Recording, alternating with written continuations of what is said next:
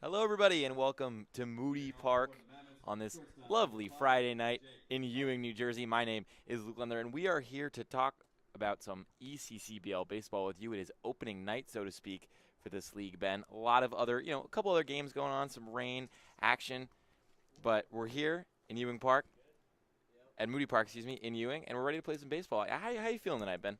I feel great. Maybe it isn't technically opening day for the entire ECCBL as a whole, but everyone knows that at least the Southern Division of the ECCBL runs through Moody Park, which we are at right here. First game at Moody Park of the season. There's going to be plenty of them to come this summer, and it should be fun. We got a good matchup today between the Trenton Generals and the Mercer Mammoths. Mammoths at the plate right now. Count is pushed to 2-1. Two teams that are veterans of this maybe young league, but two teams that have their eyes on the prize of the championship this year, sure. Played in Trenton. If you can call it veterans, 2-year veterans of this league now that they are in their second season with the ECCBL. Mercer Mammoths, a much younger team, obviously started with the ECCBL. The Trenton Generals played in the ACBL for decades and then moved over to the East Coast Collegiate Baseball League. And the Generals coming off one of the worst seasons that they've had in quite some time. They finished 8th in the East Coast Collegiate Baseball League and 3rd in the South last year with a 14-20-1 record.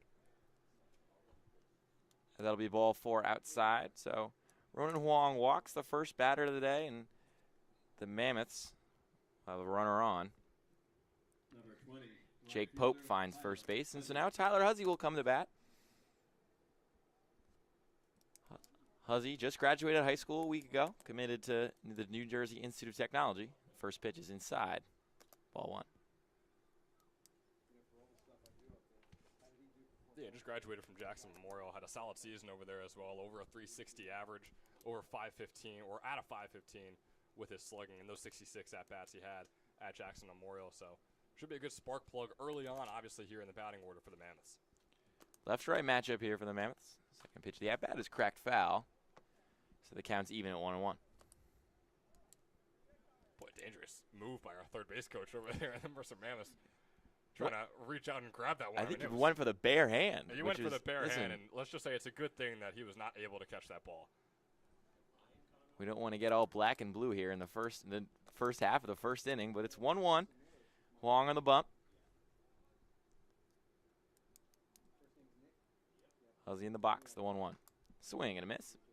Rather chopped foul. It seems like it took a glance off the mask of the catcher. Make sure he's all right. J.C. Lacora back there. Quick talk with the umpire, and he seems to be doing okay. Umpire and crew running 2 strong. We were worried it was going to be running just 1 strong because one of our umpires was working at the Notre Dame playoff game. Took place over in Mercer County. What a workhorse, huh? Yeah, 2 seriously. 2 baseball games in the same day. 2 games in 1 day. It was a 3-1 win for Notre Dame in a game that took a lot longer than most 3-1 games do. Now it's 1-2. Huang tries another pickoff attempt.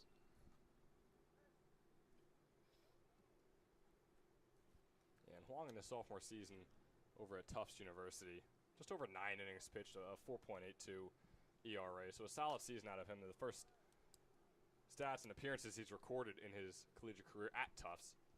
So looking to build on that, hopefully here with the Generals, then moving into his junior season. Huzzy fouls one off, so the count remains 1-2.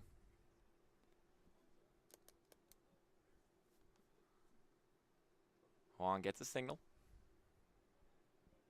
Delivers.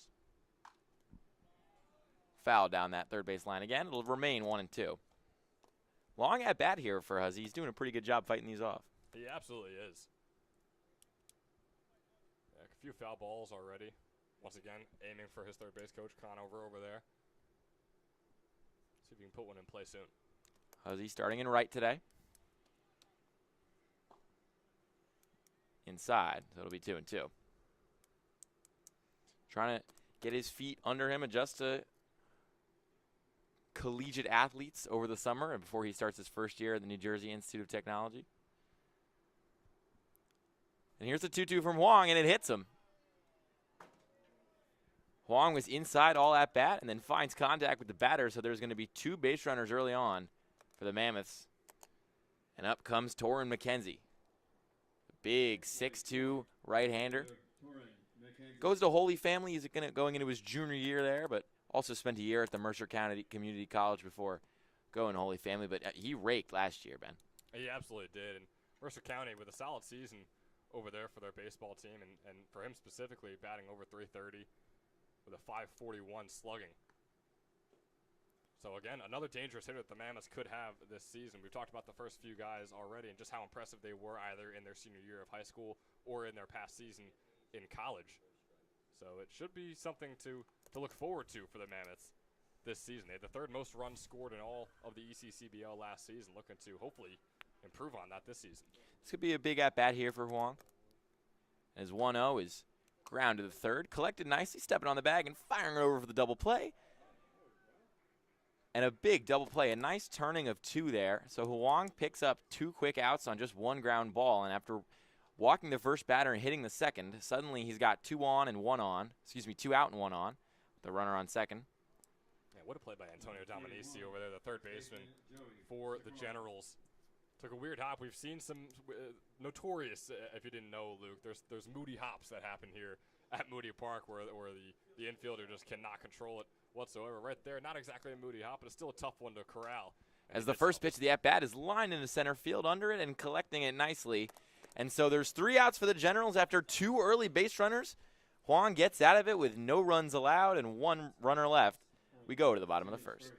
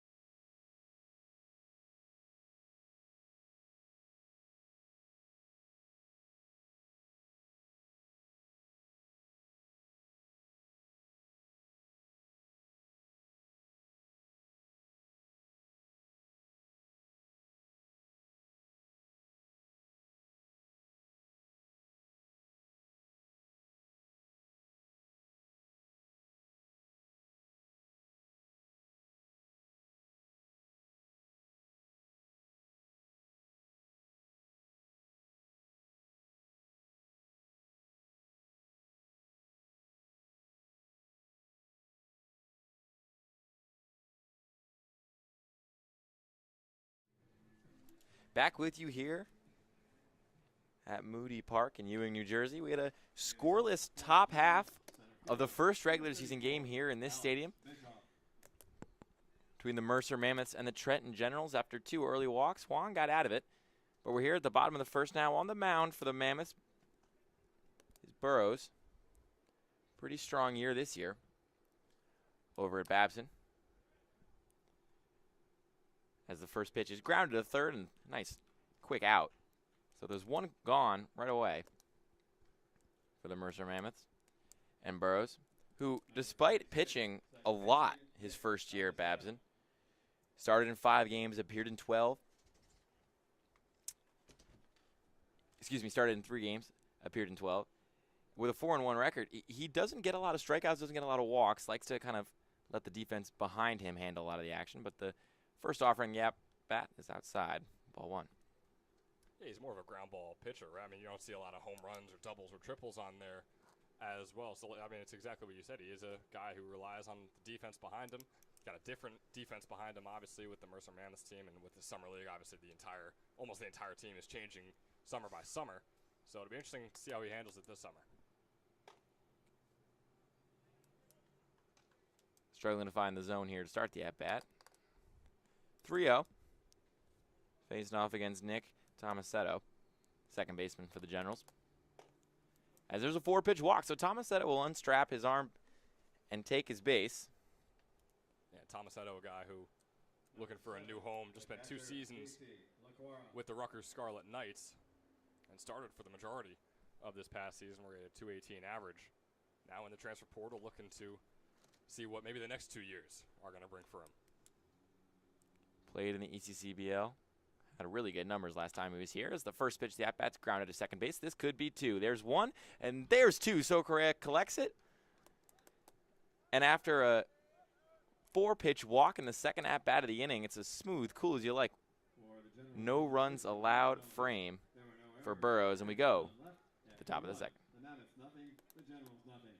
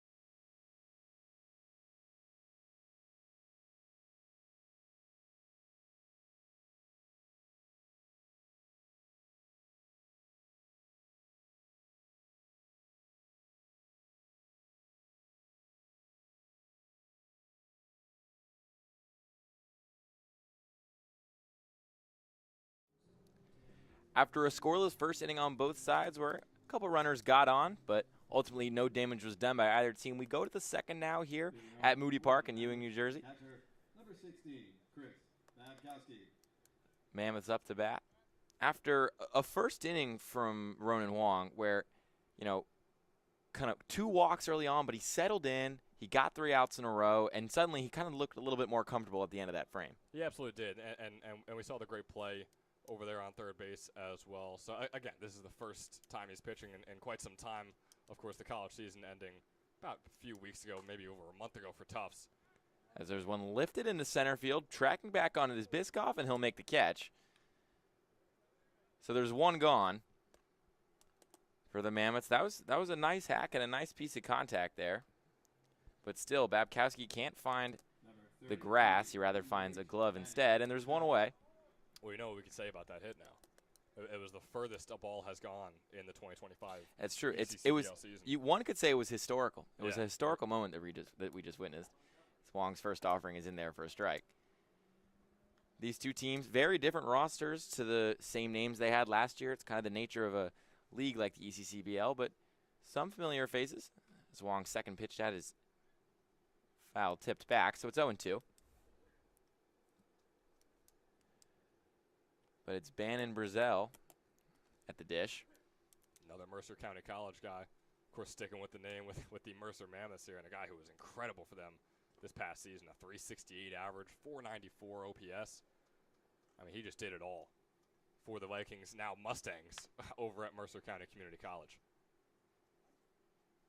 He's bouncing around from mascot to mascot, but for now he dons the Mammoth red as the 1-2 from Wong is delivered inside. So it'll be 2-2.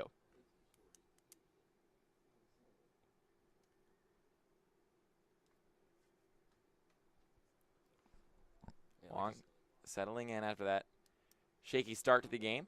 It's 2-2 is swung at and missed. So that'll be strikeout number 1 for Ronan Wong, and strikeout number 1 for the Generals this season. Another historical moment we're witnessing here, Ben. And we're going to cut it off there. We promise you folks we will not be making that continuous joke all throughout today. So I think it's for the good of the people. Yeah, we've beaten it about half to death at this point, and we're only in the second inning. I think we cut it out there. Wong's first offering is outside. Wong facing off against Dom Vizzoni here. Vizzoni starting in center for the Mammoths today. Second pitch is in there. So 1-1. 2 gone. Vizzoni hailing from Trenton, just about where we are right about now here in Moody Park, as the 1-1 is fouled back.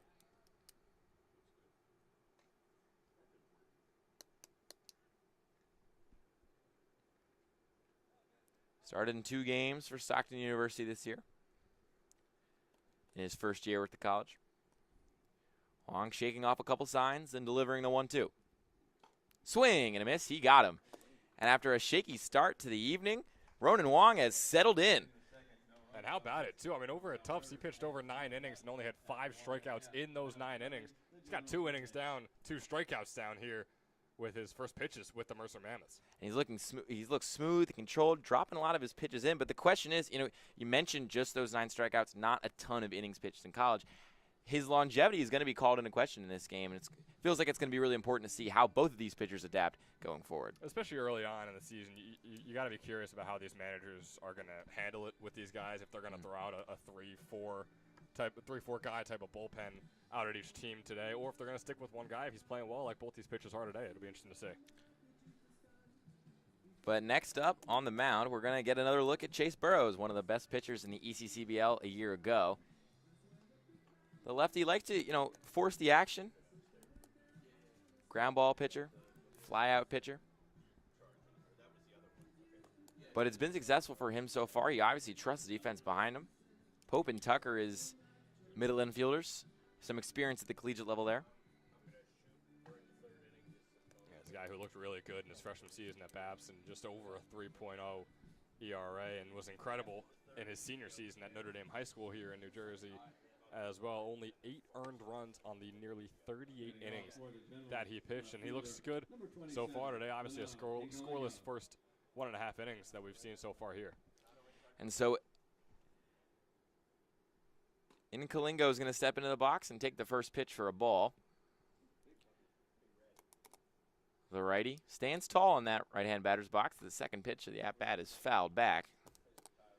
Burrows must have reservations. Seems like he's in a bit of a rush. No pitch clock, but he's still firing these things away. No, he really is. And he's feeling in the groove. I mean, he looks good out there. He's feeling good, so might as well keep just churning him out. There's the 1-1 just outside, so it'll be 2-1. Ahead of the count is Kalingo. Played at Penn State Abington this spring as he swings and misses at that one. Got way out in front of it. Looked like a nice breaking ball there from Burrows. Unfortunately, with this 2-2 count, it's going to be interesting to see how he handles it. Is a guy that really, really struggled with strikeouts in the sophomore season at Penn State Abington. Burrows shakes off a couple signs and delivers. It's fouled back. Thankfully for the fence in front of us, we were unharmed. We were. Maybe he heard me talking about his strikeouts in his sophomore season and decided to piece one out towards us back here. Tried to take vengeance. But Burrows on the mound now. Shaking off some more signs. Looking for a punch out here.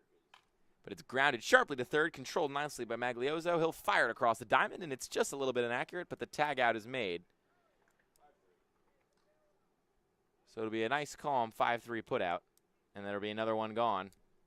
For the Generals, as Burrows continues to look comfortable and confident here in this first game of the season for him. Yeah, there was some laughs shared, too, by Maglioso and Socorro after that play. Maglioso saying, hey, thank you for not putting an error on my name so early in this game, getting that first out to start off the bottom of the second inning. First offering from Burrows is down low. That'll be 1-0. It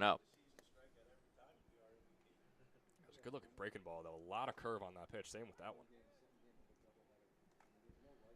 Wisniewski at the dish now for the Generals.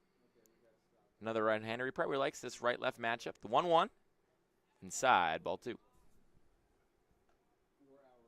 good eye from Wisniewski so far, a guy who, once again struggled in his sophomore season over at NJIT, just hitting 3 out of the 32 plate appearances that he had in that sophomore season, along with 13 strikeouts compared to just 5 walks. Yeah, but that's what summer ball's for guys like Wisniewski, as the 2-2 is fouled away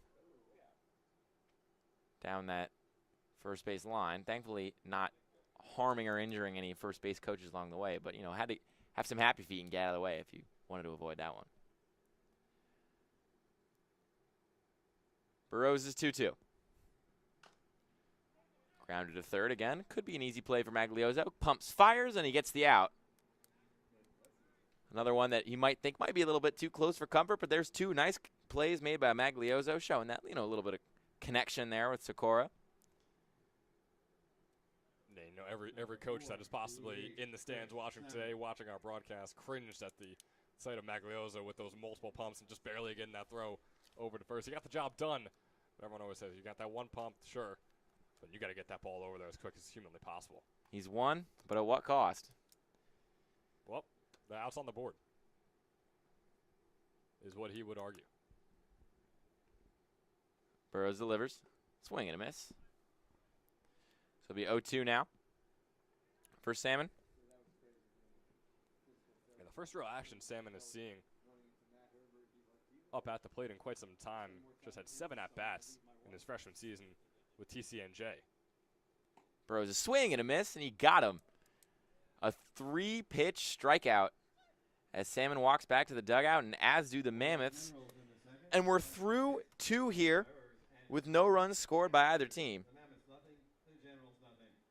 And what has been, you know, for a league that asks pitchers to kind of come out and throw. Maybe they haven't thrown in a while. Maybe they just throwed last week.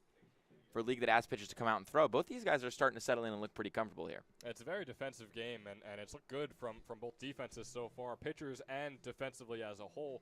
Been some chances, some clear chances for errors to be dished out to either side, but haven't seen that yet. Both pitchers are looking good, and hey, it's going to be an exciting 3 through 9 here at Moody Park. But before we get to that, let's have a quick word from our sponsor. Hi, my name is Dr. Philip Glassner. I'm a hip and knee replacement specialist at Mid-Jersey Orthopedics. We're a multi-specialty orthopedic practice with offices in Flemington, Bridgewater, and Washington, New Jersey. We have 18 fellowship-trained specialists to take care of you from your neck down to your toes. We offer conservative management such as bracing, therapy, and injections through surgical interventions as well. Our goal is to keep you active and healthy and get you back in the game. We also offer on-site digital x-ray as well as MRI. We have evening and Saturday morning office hours to assist with convenient appointment times, as well as having walk-in appointments available. Call us or visit our website at midjerseyorthopedics.com so we can help you to live life better. Maglioso is going to lead off the third here for the Mammoths, as Wong stares him down and delivers the first pitch outside. But, you know, the subject of perhaps, as you suggested, some ire from armchair coaches for his double pumps on his throws across the diamond. But he got 2 outs last inning, so now he digs into the box, tries to continue his impact and make it a 2-way. But you got to think he's getting on those coaches' good side right now. He's got a good eye. He's being patient. He's waiting for his pitch. Got a 2-0 count. So he knows maybe he irked some coaches out there. He's got another one. Ooh. That was a nice call. If you're going to give him that call, you got to say that was a nice pitch there from Wong. Just scrape that inside corner ever so slightly. The lefty trying to settle in after 2 scoreless innings. Swing and a miss on that 4th pitch of the at-bat. So it'll be 2-2. After being up in the at-bat 2-0, Magliozzo finds himself back here at 2-2 with nobody gone in the top of the third. That 262 hitter with the Mammoths last season did not play for Central Connecticut State this past season. But last summer was a solid player. Batted usually around the 5th or 6th of the order. He's still donning that blue devil on the helmet, though, showing representation to his university. It really is always the best part. Sort of like the Pro Bowl in the NFL, just seeing all the guys wearing their old uniforms. You get to see all the guys, of course, wearing the same jersey and the same pants as each other, but they all got on their different helmets from all the different colleges across the country that they're going to. Everybody gets to represent, as there's one fouled away. So the count remains full, 3-2. Huang up to 30 pitches. We mentioned, his longevity going forward. If you're his coach right now, are you thinking about getting any action going? How much are you really going to trust him? How much rope are you going to give him? Coach, as in the Generals coach, Mike Coryell? Yes. I mean, with the way he's looking right now, as long as he's not getting these guys on base, I mean, we saw 2 guys get on base in that first inning, but since then, I mean, you can see right there as well. Swing and a miss, and he got him. So there's 3 consecutive strikeouts in his last 3 batters for Ronan Huang. You mentioned it, not the biggest strikeout numbers this year with the Jumbos, but listen, the Jumbos, they're elephants. He's coming here today. He's playing against Mammoths. He's probably thinking he's in practice again. He's kind of pitching loose and free just like it. Now he's got 3 Ks and batters retired consecutively after a tough start to the game with a couple of walks. He starts the next at-bat with an outside ball. That's a great connection. Maybe after the game we're going to have to talk to him about that. If he keeps his performance up and we get to interview him for our Toyota Player of the Game once this is all said and done, yeah, we got to ask him, hey, look, you're playing the Mammoths. You're from an elephant team. Like, was it making you more comfortable? Be interesting. As this one's grounded over to Demisi, who fires across the diamond, and there will be an out. So 2 gone pretty quickly here for the Mammoths as they try to muster up some offense. Haven't had a base runner since those 2 walks early in this one. And Dominici and Huang share a little fist bump there, showing, they got a little bit of confidence back after that slightly sluggish start. They really worked their way back into this one. They absolutely do, and you were talking about Huang's longevity in this game, and it could be a while until we see him off the mound. I mean, he's only 34 pitches in after that last one. A nice pitch as well, the breaking ball for the 0-1 count here. So there's a real chance he goes 6-7 innings in this game, as long as he keeps his pace up.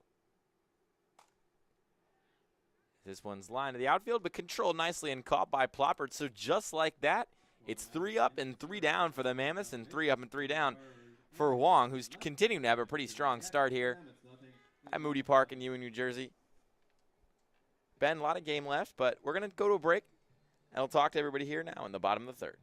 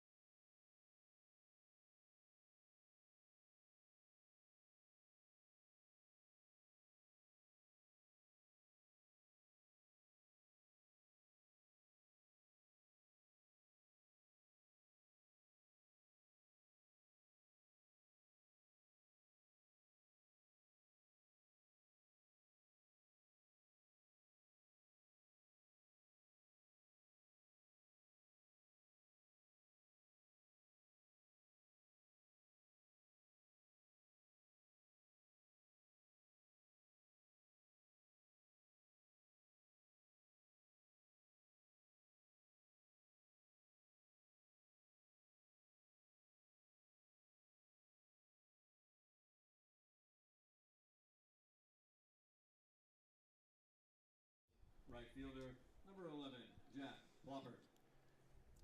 After catching the fly out to end the top of the 3rd, Jack Ploppert's up at the dish to begin the bottom of the 3rd as the Trenton Generals are in search of a run as he hits one high and just foul, but it's controlled nicely and caught on the run. Nice play there by Huzzy in right field.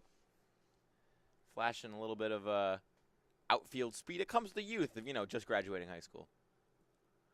It absolutely does. I mean, we are talking about hot, like upper age teenagers and lower age 20-year-olds. So I hope they're not losing their athleticism just yet. But yeah, absolutely. I mean, he's got those young legs coming out of high school. He's excited to be playing against his college talent like we were talking about before. So I guess you could see it right there. So Jorgensen's at the plate now. It's the second pitch. The at-bat is inside. So it'll be 1-1 now with one gone. And if you're Burrows, he's a quick pitcher. He's a ground ball pitcher.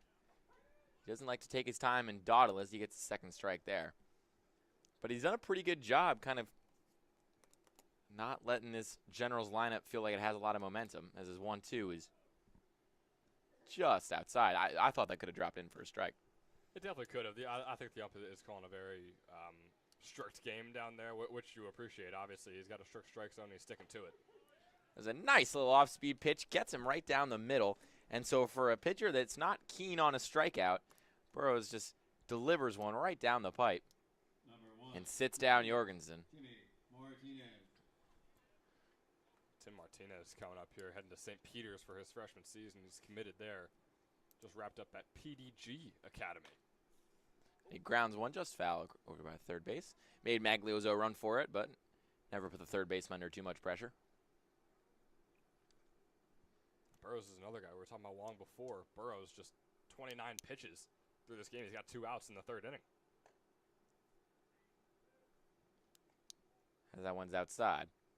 So this really could be a pitching battle. Like I said, we see deep into the 7th, possibly even the 8th inning. Swing and a miss. 1-2, and Martinez is going to adjust himself and take a breath and step back into the box. Was up 1-0 in the count, is now down 1-2 in the offering. Swing and a miss. He got him. Dropped third strike, but it'll be a calm throw over to first base. And there's 3 quick outs. Talk about a pitching duel. Exactly, I'm sure, what we all expected here, Ben. But now Burrows gets through an inning 1, 2, 3, and we go to the top of the 4th. These two pitchers having days here on opening evening. And I can't say we've expected this pitcher duel, like you said. I'm going to speak for the people, I think. I mean, ECCBL, we've seen some 17 to 15 games on these weeknight 9-inning games, and right now, I mean, no runs through the first 3. This is severely impressive from both these pitchers. It's going to be the storyline all day long. We could talk about it all day long, but I think for right now, we're going to head to another quick break, and we'll see you guys in the 4th.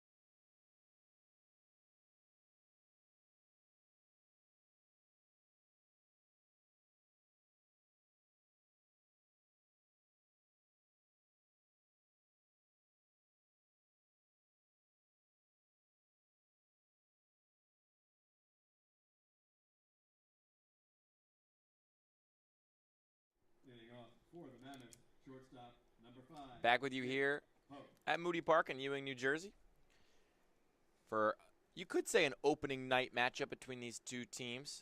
The ECCBL getting going yesterday, but thanks to some rain, we didn't have any games in New Jersey until today. So it's the Mercer Mammoths and the Trenton Generals facing off, not yet under the lights, but perhaps later in the game. We'll see these lights get turned on. But in what has been a game where, you and I came into this ballpark today thinking, listen, probably going to get a lot of runs. These pitchers might be a little bit rusty, but as if they hurt us and took it personally, Huang and Burrows have been dealing today. And so neither team has a run through 3. We're in the top of the 4th, and Ronan Wong is continuing to pitch pretty well. Yeah, you look at the 0-2 count after those 2 quick foul balls, and we'll see what he's able to do with this third pitch of the at-bat. This one's lined right to second baseman, and he's got it. Tomasetto, nice play. So probably the most exit velo we've seen on something off the bat yet today, but still finds right into the mitt of an infielder. I know we said we're not going to go back to the joke, but you could say it's the highest exit velo of the season so yeah, far. In 2025 ECCBL history, some could say. But we move our way back to Huzzy. He's made a couple nice plays over there in right field today, including going into foul territory to catch one. Ran up into the fence, but caught himself, thankfully. He's heading to play college baseball next year, going to NJIT. Just graduated Jackson Memorial. Huang kicks and delivers. Grounded a short, picked up by Jorgensen. A couple pumps and a fire across the diamond. Did they get him? Yes, they did. So Huzzy jogs back to the dugout as Huang continues his streak of batters retired. Walked the first two. Since then, he's retired 11 straight. And he has now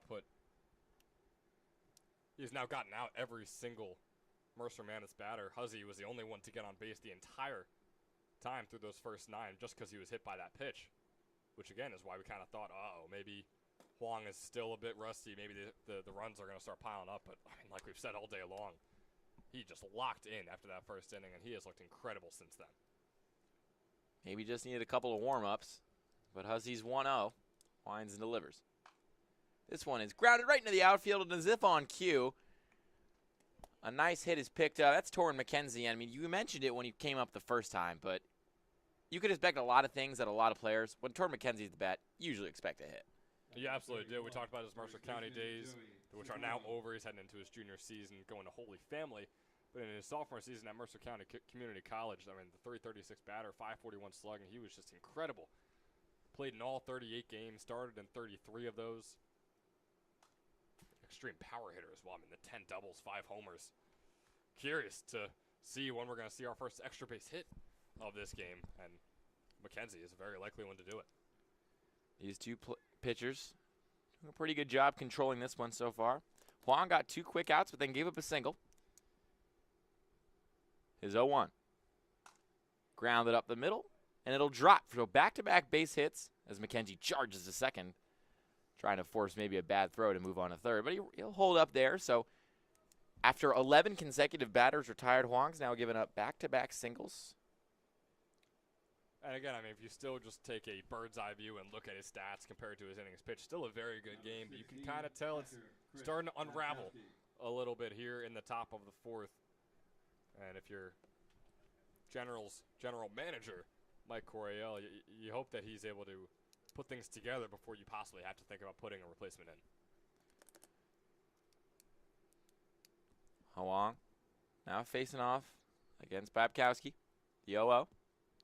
Inside. Stretched at the arm, toes the rubber.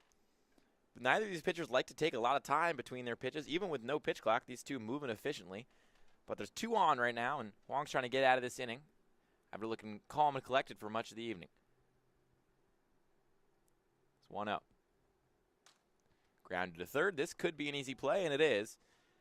Dominici just jogs over to third, touches the bag, and rolls the ball back to the mound. So after a little bit of a blip and a hiccup, Huang finds his stride again and gets out of the inning with no runs given up. So we're going to go to the bottom of the 4th as the Generals look to break the deadlock here at Moody.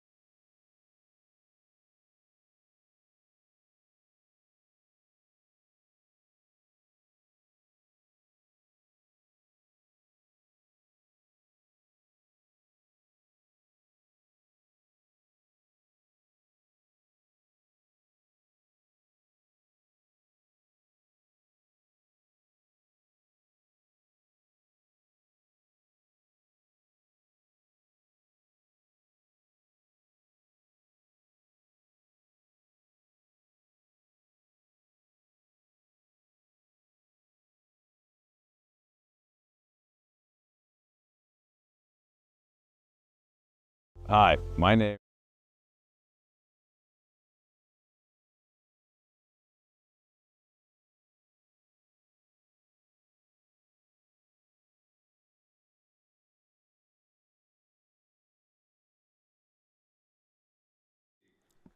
Back with you here at Moody Park. Ben Chadwick and Luke Lemler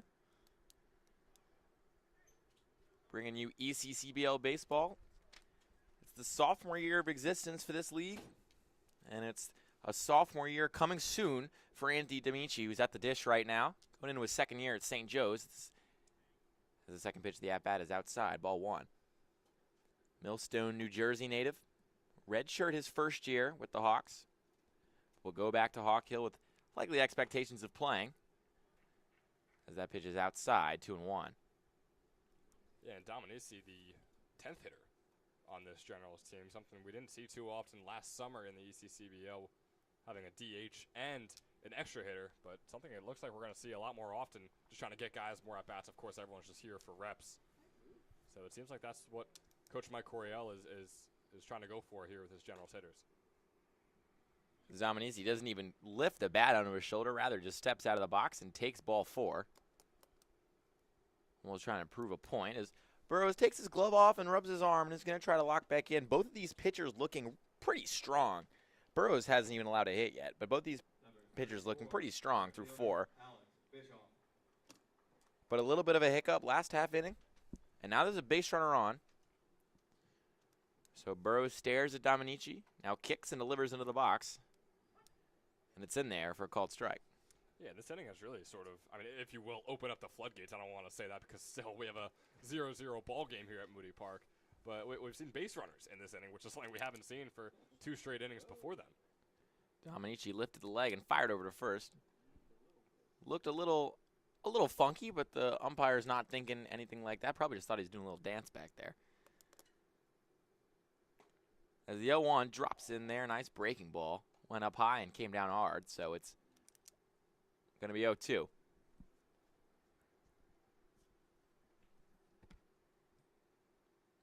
Burrows kicks and delivers. Fouled away. Staying alive in the at-bat here is Biscoff. Starting out in center today. Facing a lot of his teammates out there today, too. I mean, we got 4 or 5, maybe even 6 Mercer County College players on the Mammoths, and Biscoff is the only Viking here on this general squad. But Biscoff is staying alive in this at-bat. A couple balls fouled back. And now he stares down Burrows, who checks the runner at first and kicks and delivers. Just outside. Burrows wanted that, didn't get it. Yeah, Burrows so used to getting that first out so quickly in these innings so far today. Bit frustrated after not getting that first one and was hoping that 0-2 count would turn into his first out. Fouled away again. He's been kind of hitting the outside of the zone pretty hard in this at-bat here. Do you expect him to come back inside anytime soon? It wouldn't seem like it, right? I mean, Biscoff seems like he's struggling. He's just barely foul tipping these off into the side. And eventually, if you're Burrows, you got to think he's going to miss on one of these. I got a 1-2 count. The count is in my favor. So, no, I'd keep trying to paint the corners. Of course, easier said than done. But I think that's definitely the game plan. Burrows checks the runner again. Dominici jogs back quickly. Readjusts his maroon St. Joe's helmet. Burrows is 1-2. Tries to go back inside. Almost hit him. A little bit of limbo having to be played there by Biscoff, but he got the job done. So it's 2-2. Count is back even. Long at-bat, a hard battle between these two players. Burrows kicks, delivers, and it's ripped into the gap. This could get down, but it doesn't. A nice play and a nice jump as McKenzie gets under that one and retires the first batter in the bottom of the fourth. Yeah, it was good positioning by left fielder Torrin McKenzie out there. It seems like he was right where he needed to be to make that grab, get that first out that Burrows, as I was saying before, so desperately wanted. And now we'll see if that is able to kind of get the gears going again for Burrows. See if we can see the pitcher we've seen for the first 3 innings, where he's just able to put away this Generals team so quickly. First pitch is down low for Burrows. Goes behind in the count. Still early for the Babson University sophomore. Checks on Dominici again. And you got Nick Tomasetto at the plate, who we said is a dangerous hitter, Power 5 player. was over at Rutgers this past season, is now in the transfer portal. But we also saw him in the ECCBL, or rather the ACBL, with the Generals all the way back in 2023, where he was an over 300 hitter on near 1,000 OPS. Looking to put up a very similar stat line this summer. The 2-0 is in there for a called strike. I mean, you mentioned this is a young league, and, you know, college ball doesn't have a lot of grizzled veterans, but if you're going to kind of come into these teams and find your way around, you're going to have a career just like Tomasetto has had. Not his first rodeo, as the 2-1 is in there, so it's 2-2.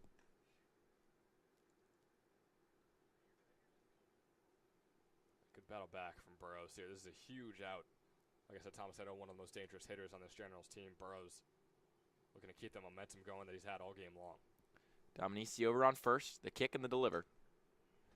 Just outside, trying to paint that top corner. Tomasetto, a communications major over at Rutgers too, so he's one of us, Luke. He is. He's just like us. We did the secret handshake in the parking lot before the game and everything. We absolutely That's how I could tell. It's a shame that all communications majors can't be this good at baseball, though. As if on cue, he pops one sky high to center field. Vizzoni's under it, and he'll make the catch. So there's 2 gone.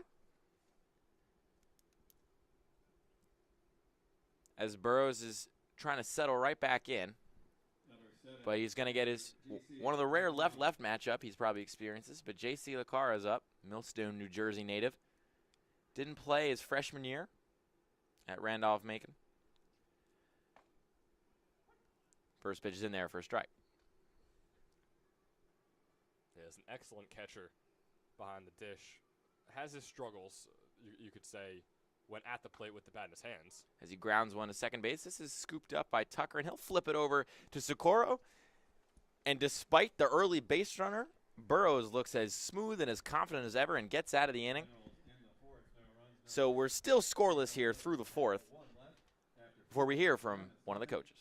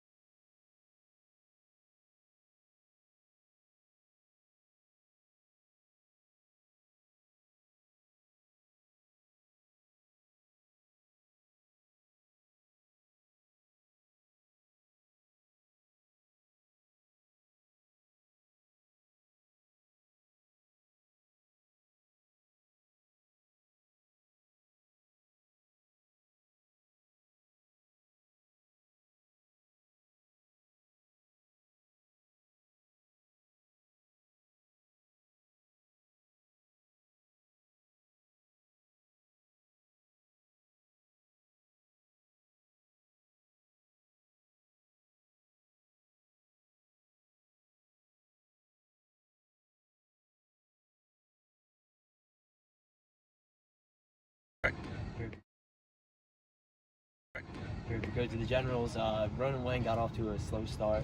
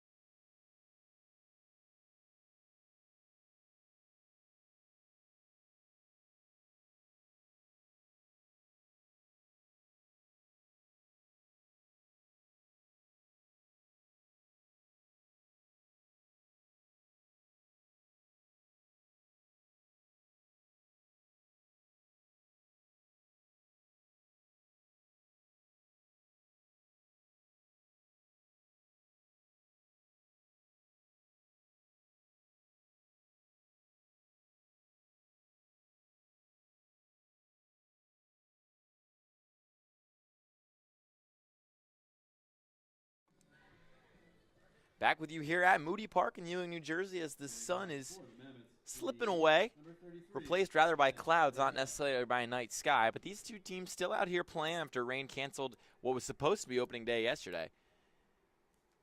But there's been no shortage of nice pitching as the first pitch is lined and caught. Nice play by Jorgensen flashing the glove a little bit. But, the delay has stopped neither Huang nor Burrows from having some evenings here in Ewing, New Jersey. These two pitchers playing pretty well. Huang's had a pair of hiccups, walked 2 batters to start the game, gave up 2 singles last inning, but other than that, has been as solid as nails. You could say the same about Burrows, which has happened in that last inning as well. But again, we're talking about these guys and talking about these walks and these hits where a guy maybe gets into scoring position on second as if it's the end of the world, because that's just how good they've played throughout these first 4 innings and now heading into the 5th inning. Huang's 1-0. Outside. So falling behind in the count here early on, but, he's fallen behind in a lot of counts today, but he's still showing pretty good resilience and getting these outs. He absolutely has. And again, when you talk about the longevity, he's gone through these innings very quickly. The 50th pitch is coming up right here. It's fouled away. So he gets 1 back. So again, you got 1 out in your 5th inning of action as Huang. You've only thrown 50 pitches. The pace of play that he is on is just remarkable. Huang's 2-1. In there for a called strike. And you were just mentioning before how he's been behind in counts and he's been able to battle back. How about a 2-0 turning into a 2-2 pretty quickly? 2 college players facing off here. Huang of Tufts University, Vizzoni of Stockton University. But the 2-2 is lined. Could be fair, could be foul. It's going to drop foul. So the count will remain where it's at. And Vizzoni will trudge back into the right side batter's box. There's a nice breaking ball from Huang there. He's done an excellent job of painting the corners and forcing these guys to really extend out and reach out if they want to make contact on the ball, like Vizzoni just had to right there, and that's what caused the foul ball. Huang delivers the 2-2. This one's grounded to third, collected by Dominici. He pumps and fires across the diamond. Throw is not being able to handle well, though, as it squirts away from Wisniewski. It's going to be an error on the first baseman. So there's a runner on. First time Huang has given up a runner this inning. And even there, you could make the argument that he didn't give it up, right? Because you have the error. It's an unearned hit on Huang. But still a runner regardless, and a runner that you have to make sure does not go all the way around, because in this type game and with the game that Burrows is having as well, you can't really trust your offense. If you're Huang, you have to be the one to keep things even until hopefully one of your hitters can make that difference. He's not jogging out there looking like Usain Bolt, but Vizzoni has some wheels. He's not the biggest, which usually kind of leads to some pretty good base running techniques. As Huang's second pitch of the at-bat is inside, so he's behind again, 2-0, but like I said, he's battled back in these before. But he's staring down Magliozzo. Started on the hot corner today. Donning the blue shades that match his blue helmet. That's a good look. It's color coordination at its finest. If this is the 4th of July, you really hope that he's wearing that same outfit. You got the entire America fit going on. It's very right. prideful baseball player right there. Yeah. This guy loves his country.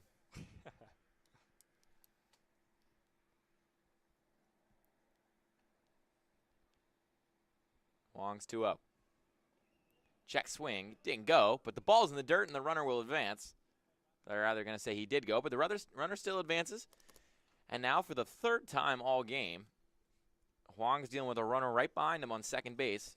2 times before this, no damage done, but just 1 away here. And Magliozzo at the dish.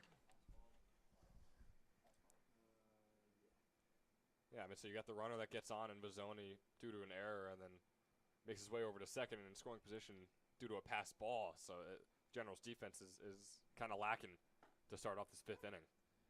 Nice pitch there, though, from Huang. So it's 2-2. With 1 gone and Magliozzo at the plate.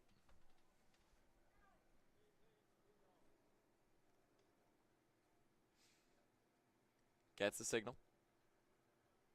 Gathers and delivers. Down low.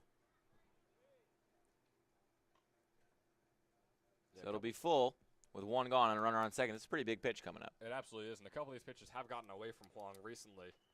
It was called the pass ball before when Vizzoni was able to advance over to second, but it was still one that was in the dirt from Huang and another one right there. Could use something big here. The 3-2. Down low, ball 4. And 2 runners aboard here for the Mammoths as they try to strike first in this one, a game that's been pretty smooth, quick, low scoring. Not really what either of us kind of expected heading into this one, but nonetheless, as Burroughs has settled in on the away team, the home team and Huang and the Trenton Generals are doing their best. We're going to get a powwow here at the mound. Just trying to talk about the best sources of strategy, best sources of action. They're going to get him a new ball, which could always help. Yeah, we haven't seen an inning like this for the Mammoths or the Generals, whichever way you want to take it, since that first inning where the Mammoths were able to get 2 runners on, and eventually that third out was made over at third base. So if you're Huang, like you said, I mean, the defense has slacked a little bit. You have that error, you have that passed ball, so you got to take things into your own hands to make sure that that leading and possibly at this point game-winning run doesn't come all the way around.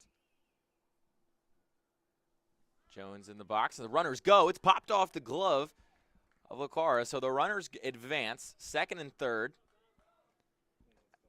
as Huang elevated that one a little too high, and Lacara couldn't get to it. Yeah, that's going to be 2 stolen bases for the Mammoths, too. Of course, that one got past Lacara, but how close they already were by the time it even hit Lacara's glove. They were going to be safe by a mile. Even Lacara was able to get a throw to either third or second base. So now 2 runners in scoring position with 1 gone as the pitch is slapped in the outfield. Coming on in it is Biscoff. He makes the play with his catch. Runner tags from third. The runner retreats. A nice play there from Biscoff, saving a run. Not only going and getting the ball, but, you know, with enough control in which his throw kind of scared the runner back onto third. So there's 2 gone and 2 on, both in scoring position. And up comes Tyler Tucker. And good on Lacara as well. They're making himself big. That ball was bouncing around, didn't know where it was going to go. Just stopping it by any means necessary. And now a huge out right here for the Generals and the Mammoths, who could possibly take the lead. First pitch, the at-bat.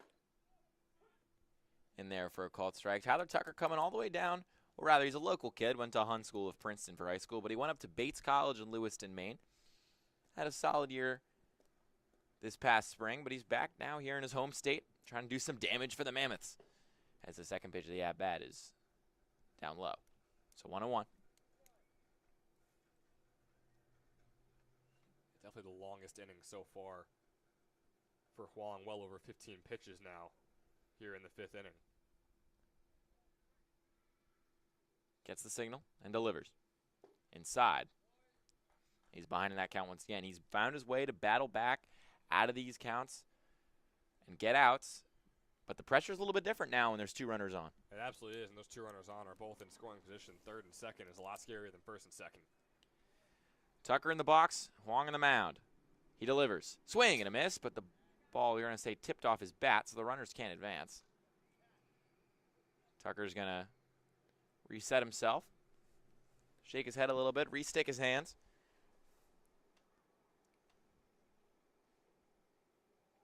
Obviously, the worst-case scenario here, if you're Huang, is allowing a hit. If you have to walk him and a couple of these pitchers get away from you, that's at least better. It gives you 1 more at-bat to get out of this inning. The 2-2. Grounded to first, but just foul. So the count will remain where it is. As behind that was Tucker. Trying to get a good read on these pitches.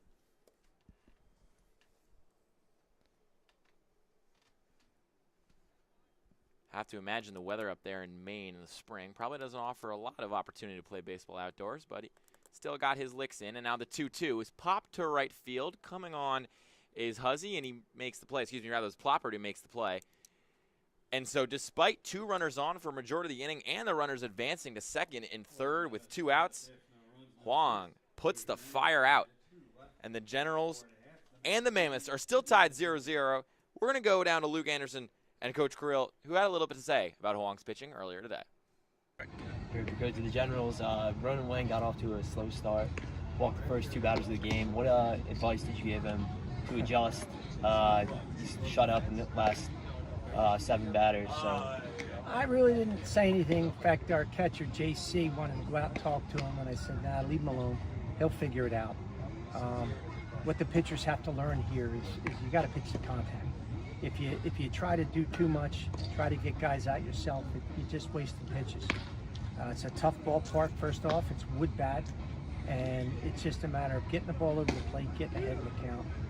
Yes, sir. Thank you, Coach. We're glad to have you guys back out for opening day at Moody Park. So good luck with the rest of the season. Thanks. A beautiful day for baseball. Yes, sir.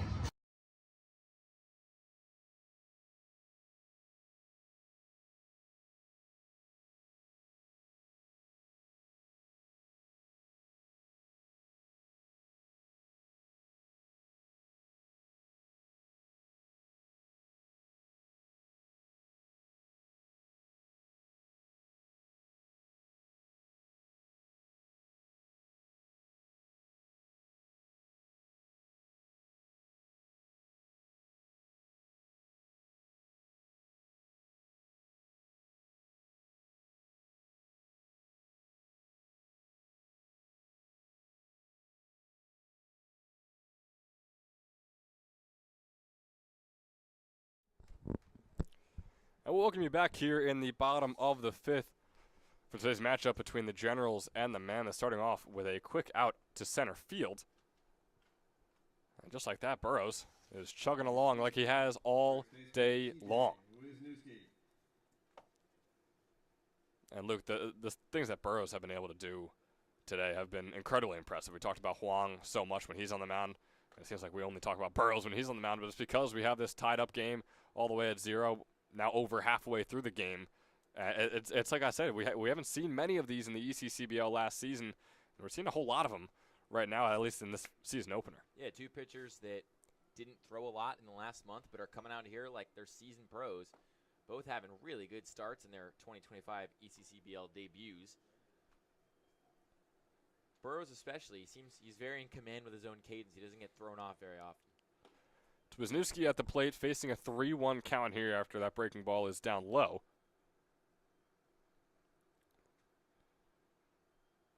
Wisniewski still looking for his first hit today, as are many of his Generals teammates.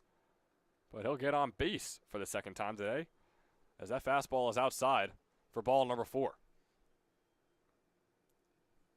We saw last time Burrows pitched, he got a little bit, maybe a little bit out of sorts when the at-bats went longer.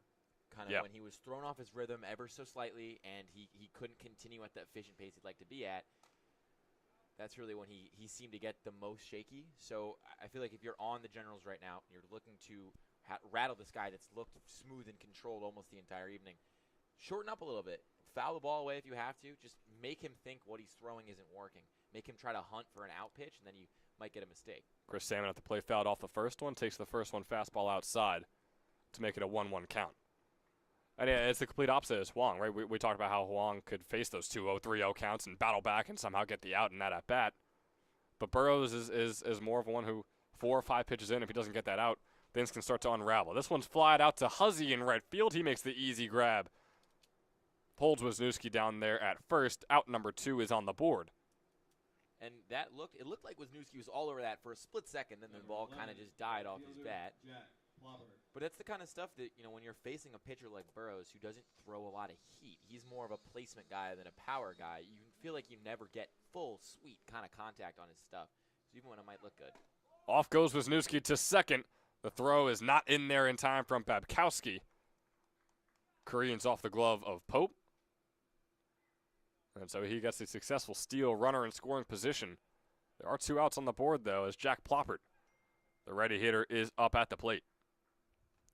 Ploppert, one who did not play in his freshman season at Eckerd College. We've not seen him in summer ball either.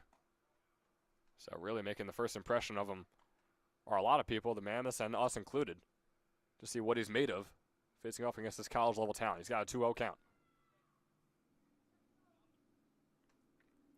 Burrows, his 64th pitch of the afternoon. Fastball just barely outside. Umpire wasn't having it. He's facing down a 3-0 count. Wisniewski getting kind of antsy back there on second base, but it seems to do a pretty good job. He's trying to throw Burrows off whatever rhythm he's built. Already stole one. 3-0 count. Fastball is low to the right and in there for strike 1 of this at-bat. There's 2 outs on the board. 3-1 count here for Jack Ploppert.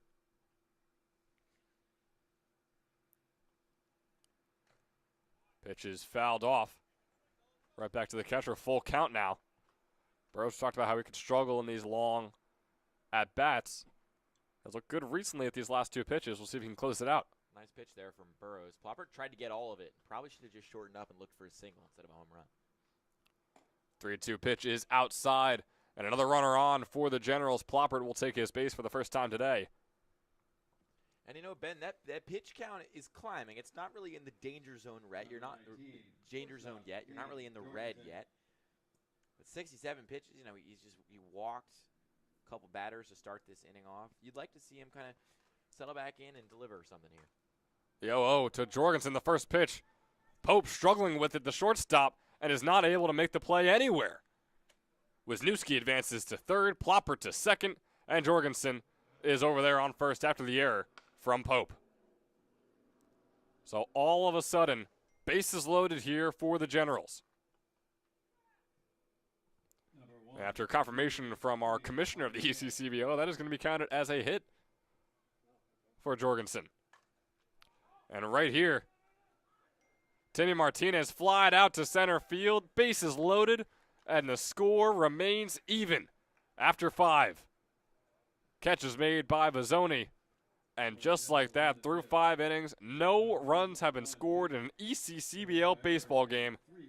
We made the jokes before, Luke, about, oh, we're seeing history. Fastest exit velo we've seen of the summer. Furthest ball we've seen hit of the summer. But it's been a very, very long time since we've seen a scoreless game through 5 innings. And when I say very long time, I mean over a year because, of course, we're bleeding into the ECCBL summer of the 2024 season.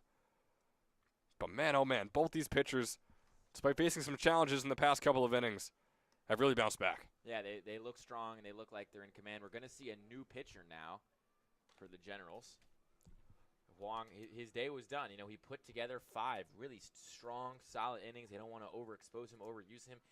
What he showed today, you know, you don't get a lot of aces in summer ball. You don't get a lot of #1 guys in summer ball. But, you know, Huang, what he showed today, he showed he could probably be something of that level. He could be a guy who you can rely on, a good start. Every, you know, 3 games, 4 games, however you want to rotate your starters, he's the kind of guy that, you know, you can rely on a good start from him. We're going to see Josh Willits out of Richmond, New Jersey, or out of Southampton, New Jersey, goes to school at Richmond with the Spiders. Not Power 5, but still a pretty good school down there in the A-10. Definitely a very good school in the A-10. We'll see him on the mound right after a quick break.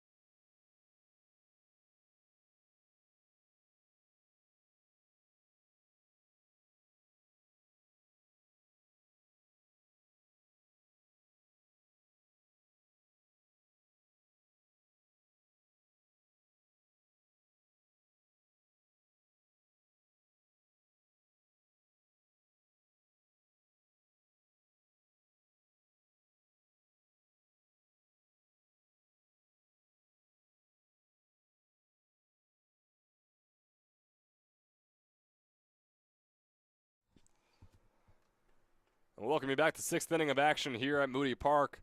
A 0-0 ball game between the Trenton Generals and the Mercer Mammoths. Mercer with the bat in their hands. Here on the top of the 6th, Jake Pope, the lefty hitter up at the plate. Facing off against Josh Willits, the grad student from Richmond. Yeah, Willits is a tall pitcher. He's got an interesting arm angle with his build and his size. You know, he's old. One even could say that he's very unk. He's out here at the ECCBL as a grad student from Richmond, but he had a solid year this year down there in the A-10, a pretty underrated collegiate baseball conference as far as the mid-major schools go. And, I mean, he's behind 3-0 right now, but he brings a sort of maybe an intimidation factor that we'll have to see how these hitters respond. Like I said, 3-0 count turns into a 3-1. That fastball is in there. And Willits is one who has been riddled with injuries throughout his collegiate career. Did not play at all in 2024. Only made 2 starts in 2023 before once again being shut down due to injury. As this 3-1 is grounded right up the middle. Running over to make the play is the second baseman, cannot get there in time.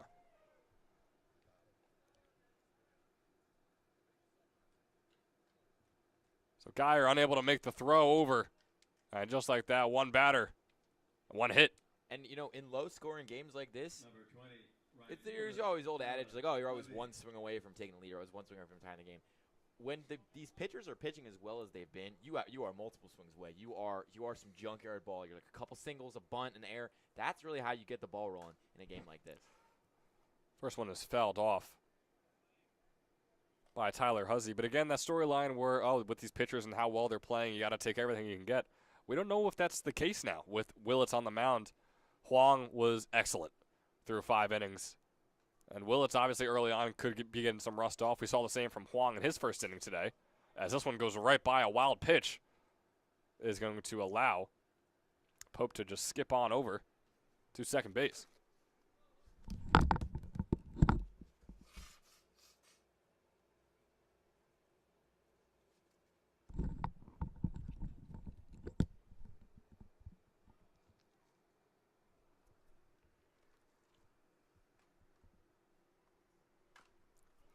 This one grounded over to third. Looking for the double play, can't have it. Instead, we'll make the throw right over to first. Wisniewski makes the grab.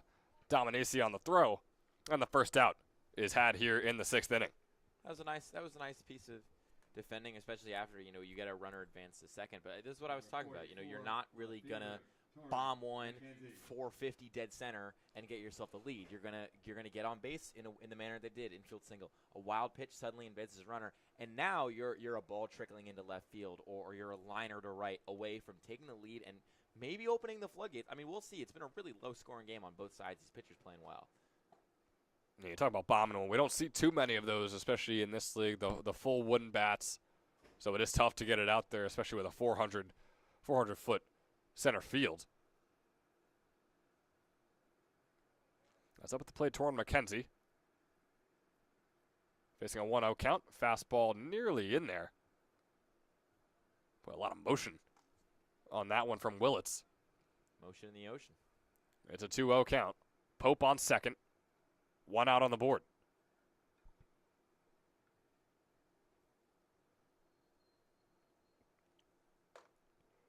Another fastball is going to be inside. 3-0 count. Nice offering there. I like that. That was kind of you're gauging where it is, and inside 3-0. You know, you're not in the hitter's count right now, but he's just trying to settle in and find his groove a little bit. And regardless, as that fastball is in there for the strike, if you're Coach Mike Coryell, are you shaking in your boots a little bit, knowing that Willits might possibly allow the first run here in this inning? You just kind of hope that Burrows is going to wrap up his game sooner rather than later, because he has had all the answers for this Generals batting order. As that one is low and inside, McKenzie will take his base.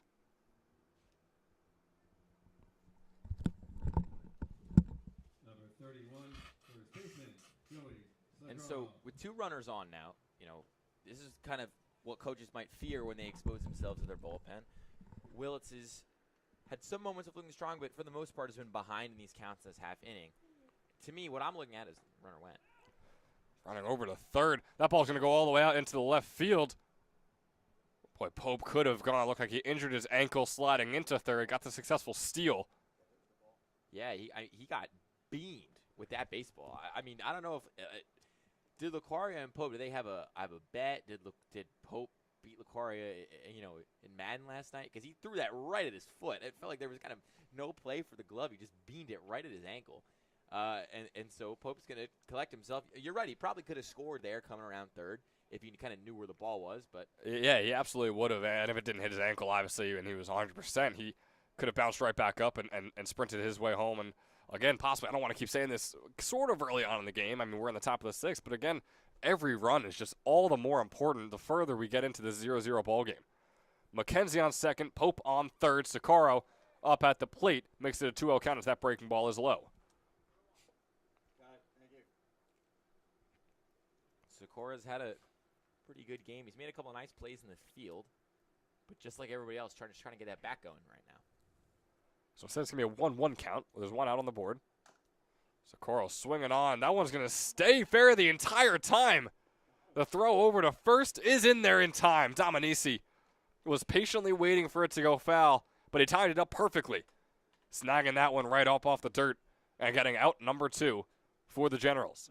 That was a really nice play there by Dominici. I mean, talk about kind of almost a moment of panic. You're standing there, you're looking at the ball, you're thinking, all right, it's going to roll foul eventually. Like, come on. And then suddenly it's not. And you got to fire over and get Corora out. And he did a good job with that.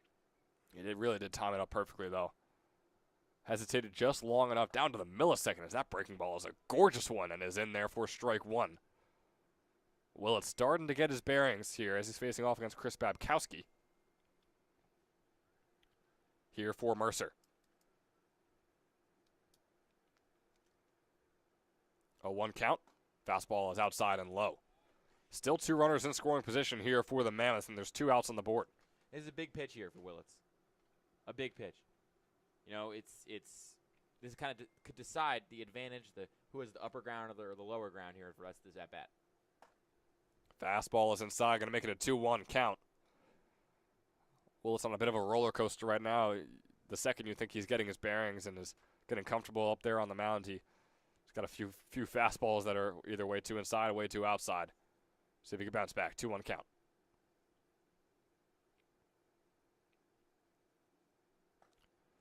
Breaking ball is going to be in there. Nice changeup from Willits to make it a 2-2. Yeah, you had to think there, you know, just Babkowski was sitting fastball. Willits has just thrown 5 in a row. He's got to be standing there thinking, all right, this is coming right. This is coming right down the middle. It's going right outside. But no, a nice breaking ball. Now the count's even. Babkowski looking to get on base for the first time today. Fastball is high, going to give us a full count. 2 outs, 2 runners in scoring position here in the top of the 6th. McKenzie on second, Pope on third, Babkowski, the righty hitter, up at the plate. Willits his 20th pitch today. 3-2, swung on and fouled. Coach Coryell making the snag. And it's the same story. Same 3-2 pitch. He was a little bit ahead of the last one. You could try to blow one by him here. I don't know. It's really going to be down to Willits and what he likes. 3-2 pitch from Willits. Fastball is in there. Strikeout looking. Babkowski goes 0 for 3 so far today. Willits escapes a nightmare of what seemed to be as top of the 6th inning. Boy, we are getting closer and closer to home plate. But regardless, a 0-0 ball game after the top of the 6th, and we will see you in the bottom.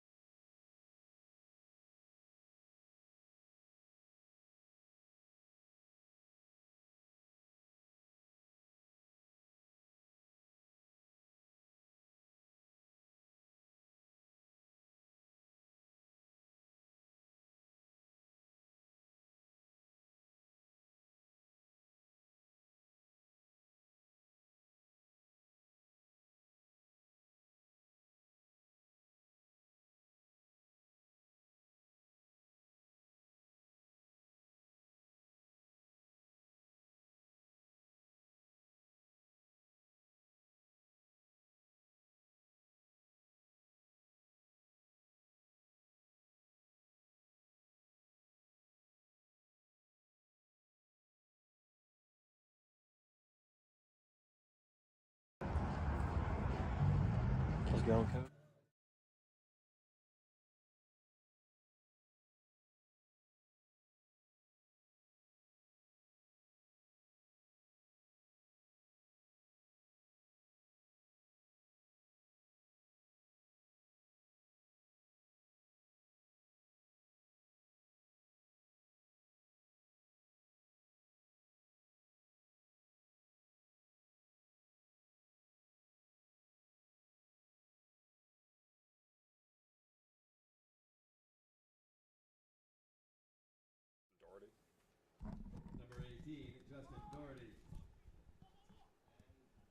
quickly back here in the bottom of the sixth. Justin Doherty checks in, and Justin Doherty checks out.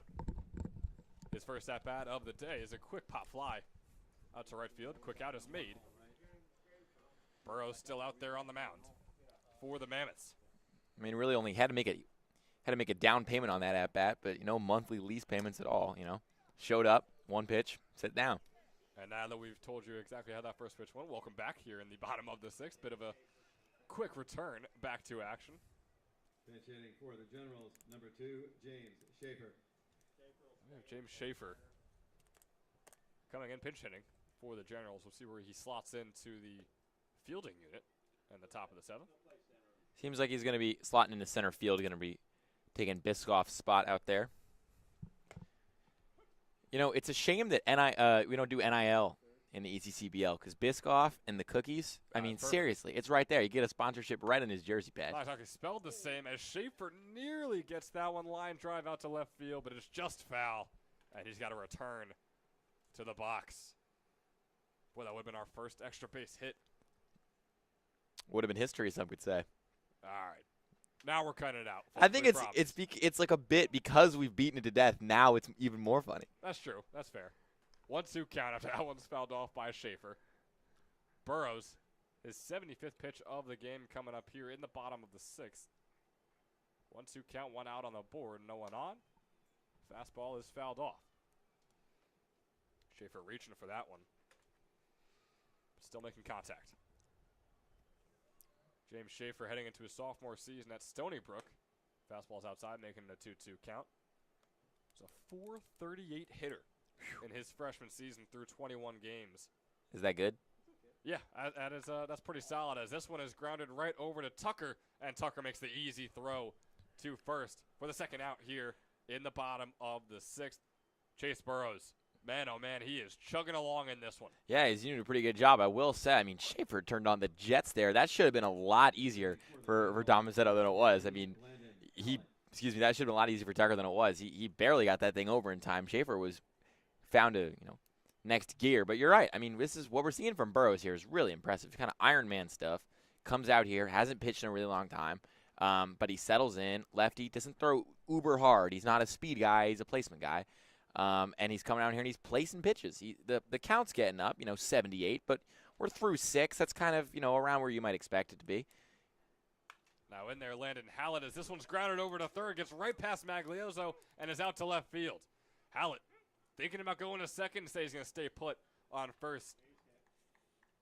That's the first hit of the day for him. His first at-bat of the day as well, as he just checked in pinch hitting there. That was one of those moody hops you were talking about, Ben. That was tough. It seemed like Magliozzo just had it lined up there in third base. He didn't charge them. He didn't charge the ball. I'm sure coaches, would have rather seen him like to take a step up. But he was kind of set up there, and the ball just suddenly popped right up and over his face.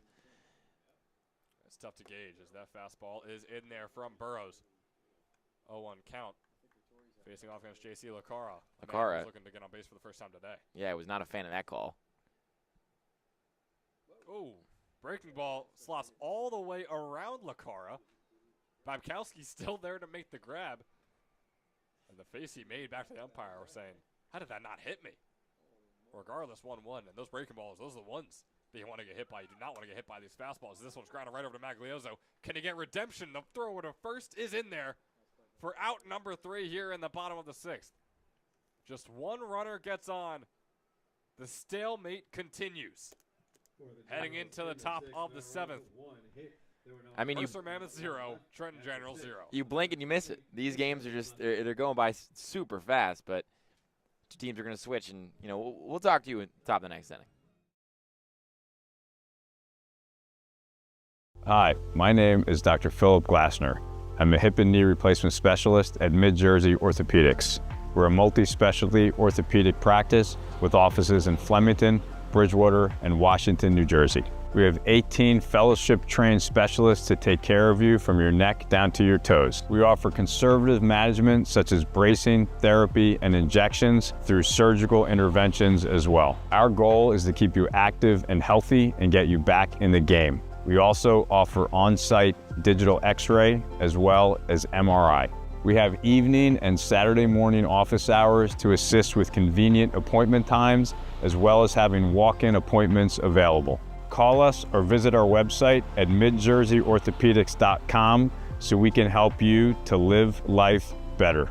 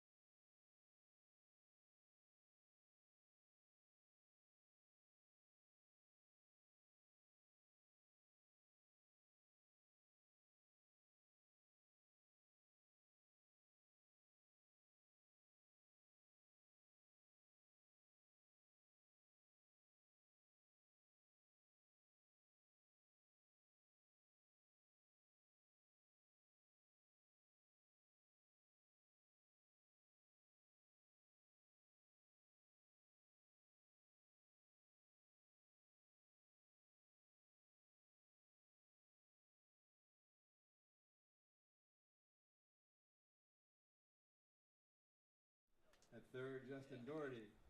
Now A lot of first changes base, number 25, Thomas Cano-Pizzell. being made At here shortstop, number 29, for both Dustin sides. Czestowiecki. Fielding And changes on for the the bump, Generals.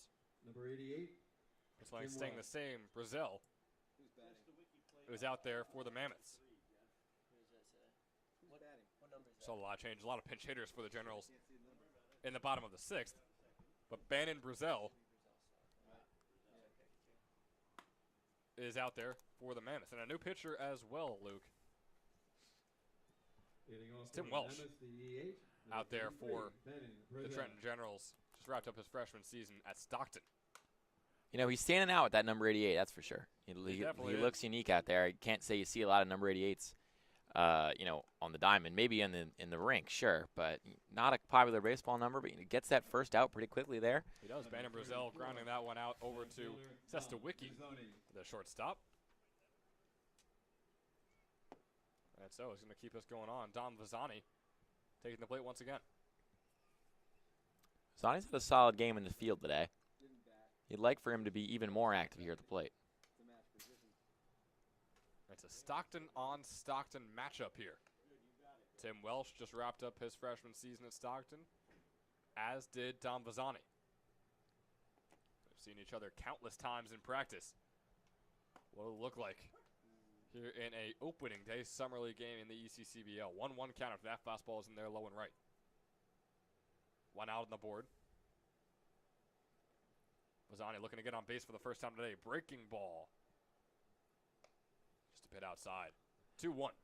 Welsh is really slinging him right now.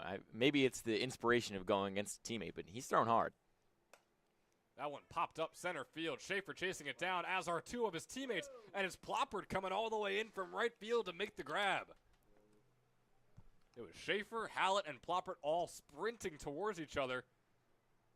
Ploppard, good communication, makes the call out, makes the grab. And out number 2 is on the board here in the top of the 7th. Yeah, that could have been a disaster. We could have seen Larry Moe and Curley out there if they collided and sprawled everywhere. But nonetheless, Ploppard made a nice call. Like you said, really good comms there by those three. And they got the play made. And, you know, all of a sudden, 2 outs gone. Bang, you blink, bam, 2 outs.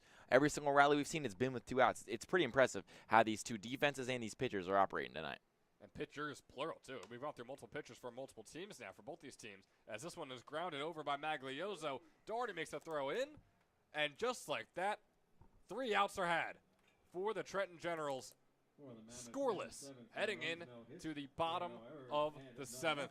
And we talked, our Luke Anderson talked with the Mammoths head coach Luke Carabelli about how his team kind of started off slow hitting-wise, but how they were able to bounce back in this game, both defensively as well as a bit on offense. How's it going, Coach? Here with the Mammoths coach, Rich Carabelli. Team got off to a bit of a slow start. Weren't seeing the ball that well. We just finally got our first 2 hits of the game here in the 3rd inning. Have you been giving them any advice to what you've been seeing, how they can adjust, end up getting those 2 base hits? Yeah, I mean, we got to keep swinging the bat. I mean, They know they've had their school seasons. They were able to produce there, some at a high level. Just got to go out there and have fun. They sometimes forget that, being in this new atmosphere, new group of guys, new coach, that, there's a lot of pressure on. Go out there, have fun like you're outside playing in the backyard with a bunch of your friends. Just go have fun, that's all. So, glad to have you out. Good luck for the rest of the season. Appreciate it.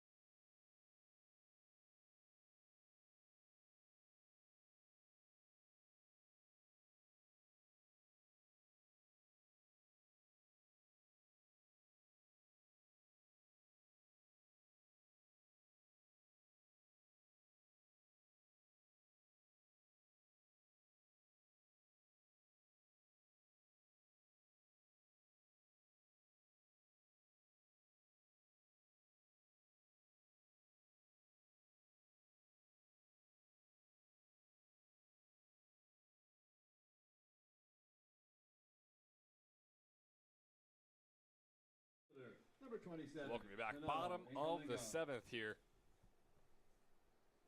After sending it down to our reporter Luke,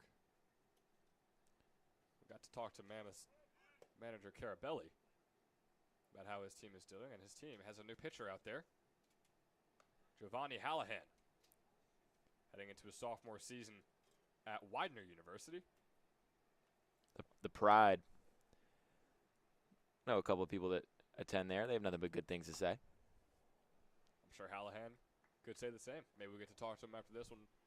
Of course, all depending on how he's able to finish off this game. Everyone before him that has taken the mound, both wearing the white and orange and wearing the red and white, has done an excellent job.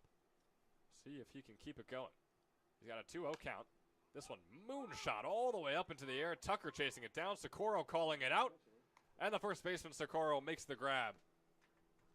The defense. Ingallingo, Yeah, now 0 for 3 on the day. Yeah, the defense continued to be good for both teams. We've seen 2 errors on the side of the Generals, but really those were tough plays, and they found a way out of it. They've had you could say that maybe the slightly better pitching. It's kind of totally up in the air and up for debate because both teams are playing pretty well in the field. But again, the communication's been good on both teams. These do not look like teams that were kind of formed as a hodgepodge of different people who go to different schools and this is their first game. They look like they've been playing an entire season together, and I think that bodes very well for the quality that we're going to see, especially from these 2 rosters going forward to the summer. I couldn't agree more. It's 2 teams that struggled last summer in the ECCBL, but like we said before, it's a summer ball league, right? Collegiate summer ball league. These teams change vastly summer to summer, and based on what we're seeing today, got a couple of excellent squads going forward these next couple of months. Up at the plate is Thomas Cano-Pizzell. His first at-bat of the day. Breaking ball is in there, makes it a 1-2 count. Hallahan looking solid in this at-bat. We'll see what Cano-Pizzell can do. Just wrapped up his freshman season at Shippensburg University. Had a 273 average over there. Got a couple of homers to his name as well, as that breaking ball is a bit too far inside. It's a 2-2 count. Cano-Pizzell, a Woods Honor student over there at Shippensburg, a dual major in accounting and finance.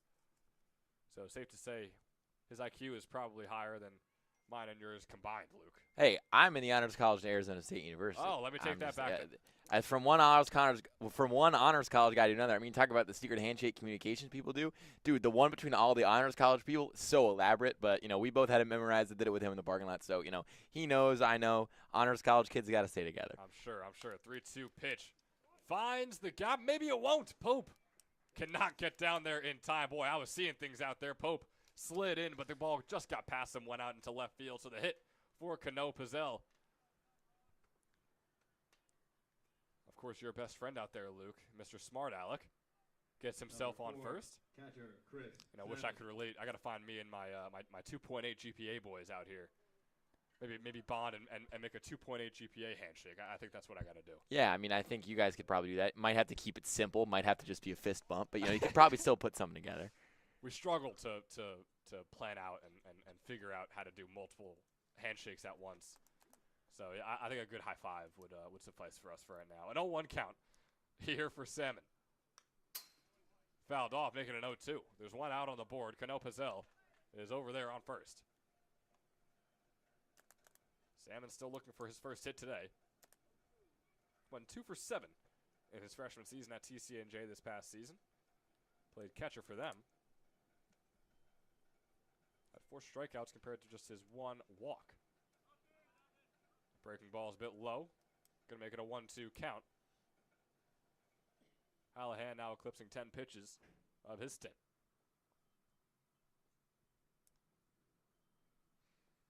And despite that one getting right under the glove of Pope, Hallahan still looked just as controlled as confident as all of his peers on the mound today. Salmon's going to take that one.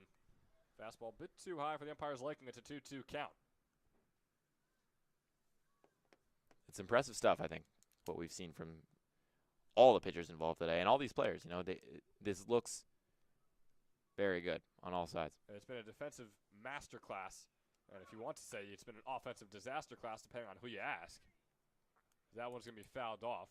Cano Pizzell took off running. That was a foul ball. He's going to wait. And finally, he's informed of what just happened in that bat, and he'll go back right over to first base. Yeah, the walk of shame. How it feels. He probably thought he successfully swiped a bag, and only to be let down by the fact that his teammate fouled that one off. Tried to catch everyone sleeping. We talked about how smart he is. He thought that they just wouldn't even realize. He's just on a whole different plane of intelligence that he was just able to walk around these bases and no one would say a thing. Well, he's trying to play 5D chess, and I commend him for it. That fastball is inside. Brings up a full count. Salmon, like I said, looking to get on base for the first time today. This is a big pitch here. I mean, we haven't seen any rallies started and finished. Maybe started every now and then, a couple of base runners, but with only one gone, to get two people on here could be big for the Generals. Off goes Cano Pizzell again. Swing and a miss there, though, from Salmon. Cano Pizzell stays on second and gets the successful stolen base, but also 11, right fielder, successful Jack strikeout Plopper. there for Hallahan. So kind of got to balance out the two and see what's more worth it. We'll see what Hallahan's able to do in this next at-bat.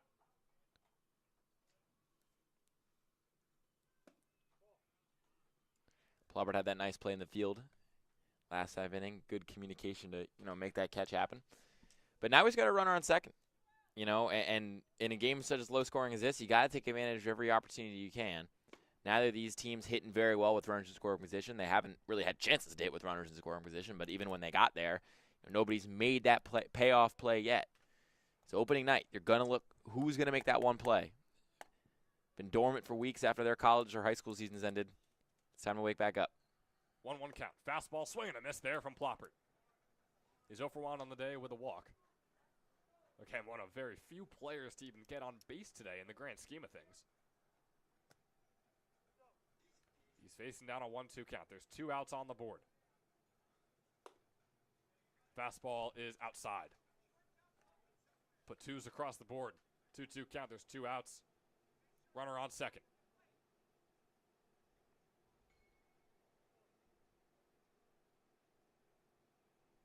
20th pitch of the day for Hallahan is a fastball outside, bringing up a full count. Rather, let me eat my words right there. Caught looking was Ploppert. The strikeout ending off the 7th inning. Zeros across the board. 7. The Mammoths nothing. The Generals nothing. Tied up at zilch through 7. Boy, oh boy, it has been a joy to watch all day long, Luke. And I'm going to be taking a quick break. I'm going to allow you and our friend Luke Anderson to enjoy a little Luke cast for the top of the 8th inning. We'll be right back with that.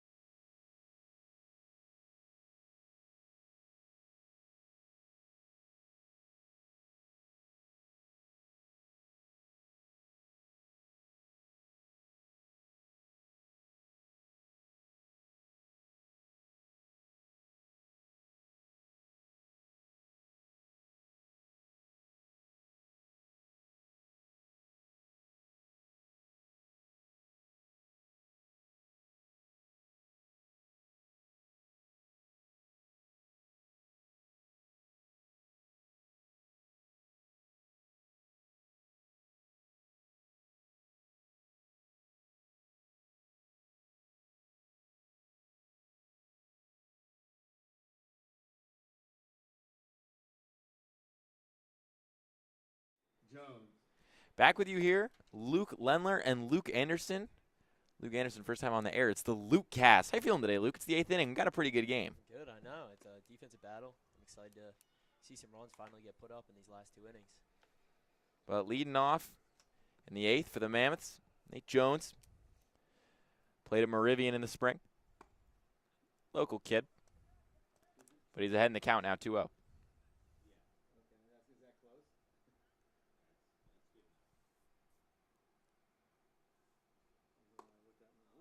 Third pitch is in there for a called strike, so it'll be 2-1.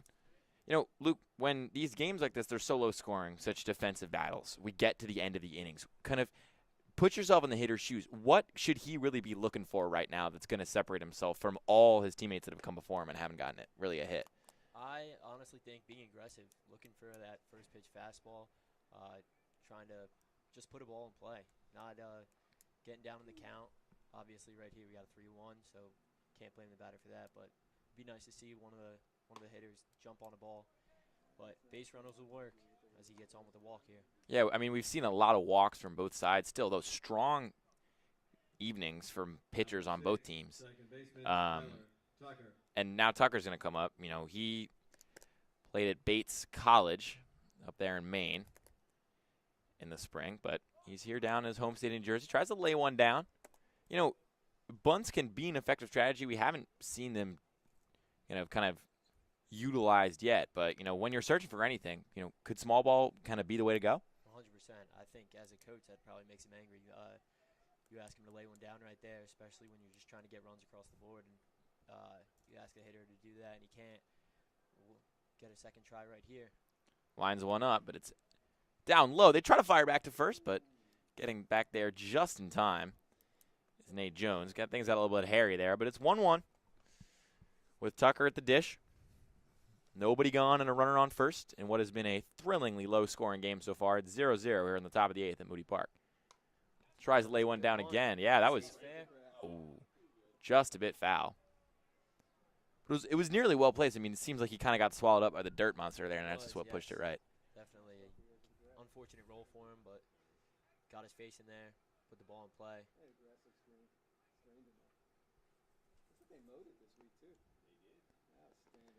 Both of these teams looking for something to just separate themselves here in the late frames.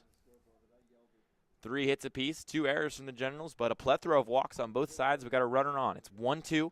Tucker's to the dish. The pitch. Outside, 2-2. Fell behind in the count early, but then worked his way back in. It's 2-2. Nice at bat here from Tucker. Yeah, all you can ask for. Try and battle. There we go. Full count. So he's a pitch away from a second base runner of the inning. He's got to dig in here. 3-2. Popped up, floating, right field. There is Ploppert, and as cool as you like, he'll bring it in. So a long at-bat, a long battle, try to lay down a couple of bunts, but to no avail. Runner remains on first, and it's back to the drawing board for the Mammoths. Yeah, like I mentioned, as a coach, you got to be a little disappointed that Number no bunts 5, getting down there. shortstop, Just Jake trying to advance Pope. the runner. I guess they're not confident in him stealing the bag himself, and now you're there with first base, 1 out. Yeah, because Jones isn't a slow guy, so for him to be on first up, and then the ball squirts away. So he'll trot his way on over to second. It's basically as if he laid that bunt down Yeah, at the end of the day, but could have been at third though. true. That's a good point. You know, could have been 90 feet closer. Jake Pope's been there at short all game, but just like his teammates.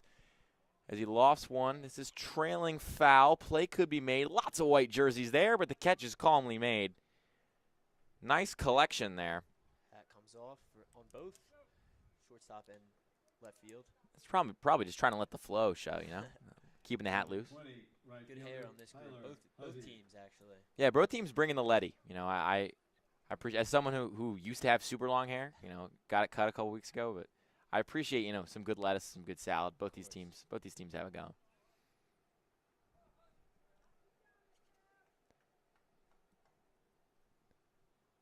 First pitch to Huzzy's outside. Huzzy, just like his counterpart in right field, Ploppert, made a couple nice plays in the field so far today, but Still, really nothing to show for at the dish from either of these teams, but it's 1-0, 2 outs, and a runner on second. Just sneaks by him, and the runner's going to advance to third, so he's 90 feet closer. Huzzy probably got a little bit of a shave with that one. Right by the helmet of Huzzy.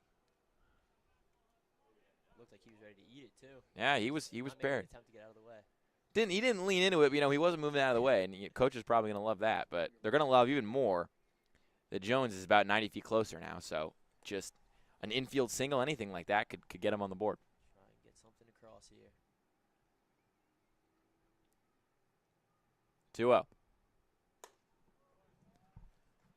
Up high, ball 3.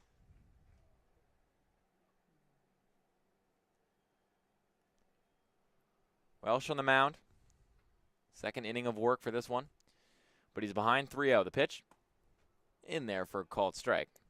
Kind of felt like Huzzy was just kind of taking that all the way. Yeah. No point in forcing anything right there. 3-1. Swing and a drive. It's back in left field. Going back on Zaloni, and it's caught just before the fence. That is a tough one to not drop down for something or even sneak over the wall. But just as we have said 15 times already, the half inning ends with no runs. And so it's 0-0 still as we go to the bottom of the 8th. Luke Lender and Luke Anderson, we'll talk to you after this quick break. Hi, my name is Dr. Philip Glassner. I'm a hip and knee replacement specialist at Mid-Jersey Orthopedics. We're a multi-specialty orthopedic practice with offices in Flemington, Bridgewater, and Washington, New Jersey. We have 18 fellowship-trained specialists to take care of you from your neck down to your toes. We offer conservative management such as bracing, therapy, and injections through surgical interventions as well. Our goal is to keep you active and healthy and get you back in the game. We also offer on-site digital x-ray as well as MRI. We have evening and Saturday morning office hours to assist with convenient appointment times, as well as having walk-in appointments available. Call us or visit our website at midjerseyorthopedics.com so we can help you to live life better.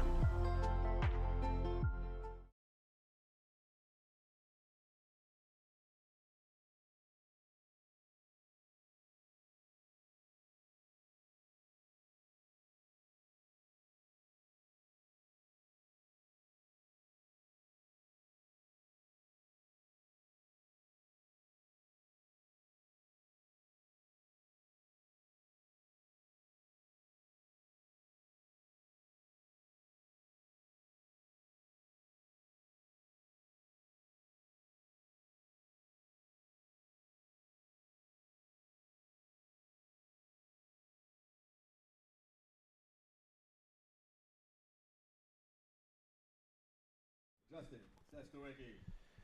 Justin Seskolecki going to lead off for the Generals here as they search for their first run. But neither of these teams have put one across yet. We're in the bottom of the 8th between the Mammoths and the Generals as the first pitch of the at-bat is floated into center field. Under it neatly is Schaefer, and he'll come down with it. So there's one gone almost right away.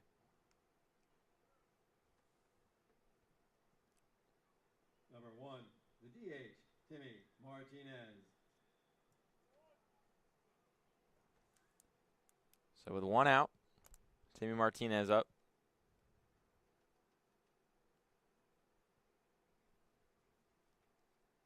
And the offering. In there for a called strike. You know, both these pitchers and both these pitching staffs doing pretty well, but at this point, it's kind of about just like making sure you hold the shutout and give your bats a chance. Oh, yeah, definitely. I think you just got to keep throwing strikes, keep those runners off the base path, and let your defense work behind you. Timmy Martinez.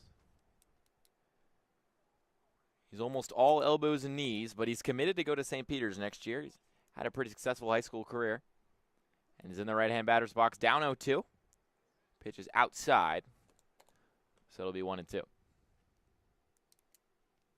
6'4", 175. He's got a lanky frame. Grounds one right up the middle. It's collected and going to be calmly flipped over to first. So there's two gone in the blink of an eye in a span of about no time. And just as we've had it for basically every single inning this game, it feels like, these two teams moving quickly and moving efficiently. Number 18, third Not baseman, complain about the Justin efficiency of these two Doherty. teams, though. Yeah. Both staffs getting the job done, even with the 3 hits, 2 errors. First pitch for Dory.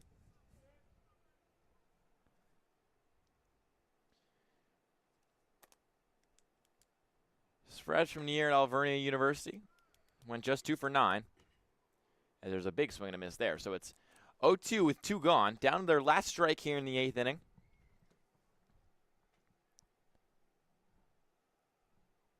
The pitch to Doherty drops just low. Can't clip the edge of that zone. So it'll be 1-2.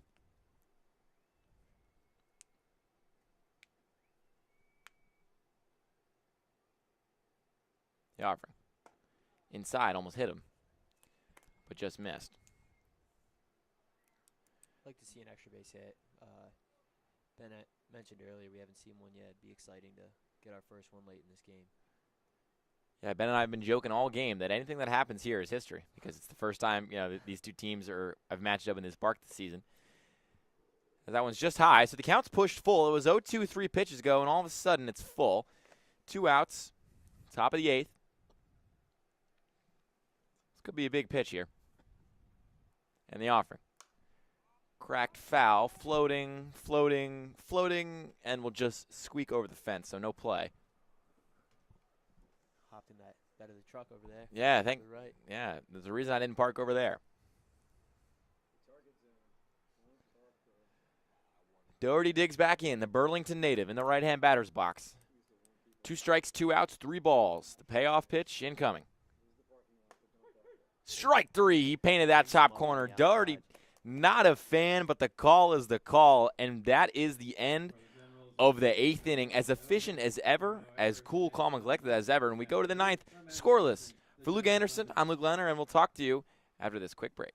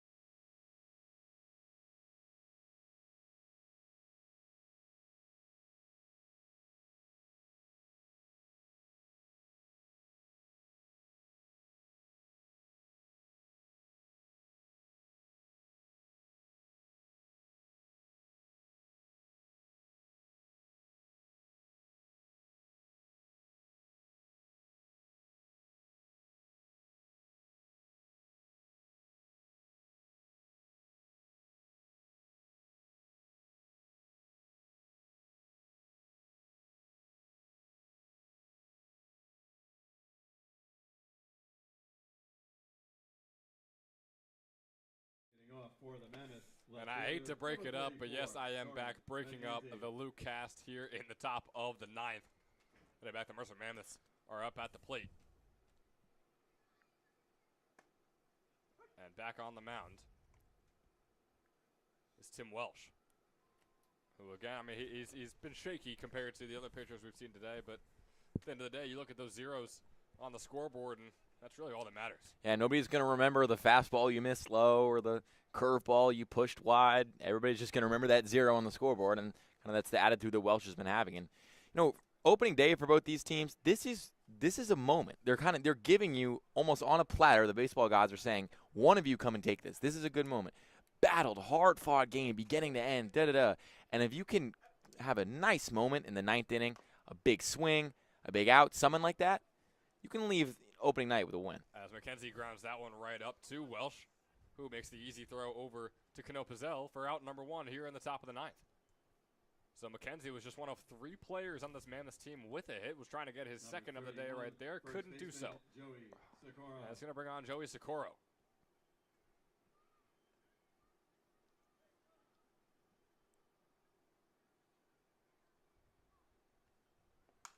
Socorro grounding this one right over to Sestawicki, makes the throw over to first. And his foot looked like it was slowly coming off the bag, but it stayed on just long enough, Cano Pizell. And it's out number 2. Yeah, college baseball might have been asking for the earmuffs there on that challenge. It definitely didn't seem to me like his foot stayed on that bag long enough. But, It really did not, yeah. the call is the call, and then the out is the out. So, again, blink and you miss it. 4 pitches deep into the inning, bang, we got 2 outs. And Chris Babkowski is right up to the plate, heading into the slaughterhouse that has been Tim Welsh here in the top of the 9th. First pitch of the at-bat.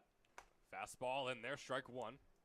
Painting that bottom right corner. Babkowski looking to get on base for the first time today. He's 0 for 3.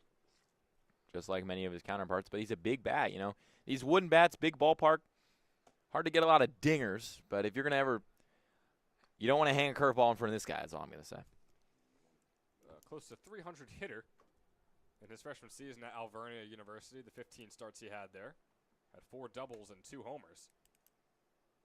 Starts off with a 2-1 count as that one is bit outside by Welsh. Babkowski ahead in the count. Gotta be smart with his swings here. We'll see if he does just that. 2-1 pitch. Breaking ball is outside. Brings up a 3-1 count after starting off. Scorching hot through those first 2 batters. Like you said, 4 pitches, 2 outs. Taking some time here with the 3-1 count on Babkowski. Doubling up how long it took to get 2 outs with this single at-bat alone. That one's popped up out into center field. Schaefer getting under it and making the grab. 3 outs in less than 10 pitches for Tim Welsh. 0 runs allowed to the Mercer Mammoths for the Trenton Generals through 9 innings. We're heading into the bottom. Boy, we have a pitcher's duel and a whole lot of pitchers that have been dueling here at Moody Park. And we'll be right back after this.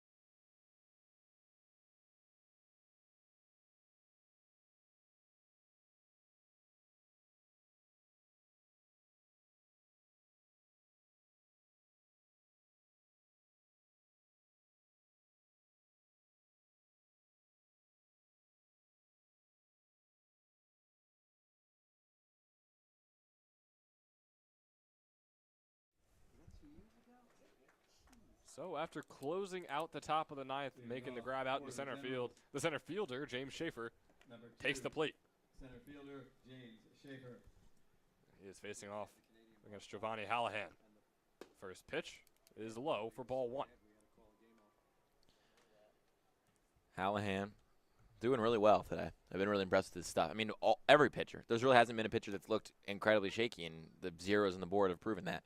But unlike a lot of his, peers who would get behind in counts and work their way back, Hallahan's done a really good job, Staying ahead. Yeah. and just kind of bringing the heat and making hitters kind of play off their back heels. 2-1 count here for Schaefer. Schaefer donning the white and orange, but is playing against his former team in 2024. Played all 2.5 months for the Mercer Mammoths. Batted over 300 for them, was one of the best, most reliable hitters for Mercer last summer. He's got a 3-1 count against his former team in the bottom of the ninth with 0 outs. That ball is in there, bringing up a full count. Hallahan nearing 40 pitches of his stint. And a leadoff walk would be nice. You know, just any base runner, you'll take it at this point. Only 6 combined hits today, so a walk is just kind of what you have to assume is going to get a guy on base, and it's exactly what will get Schaefer on base as we start off the bottom of the ninth with a runner on. It's always good, especially in a battle like this, to start off 0 outs, runner on base, just to get the pieces moving.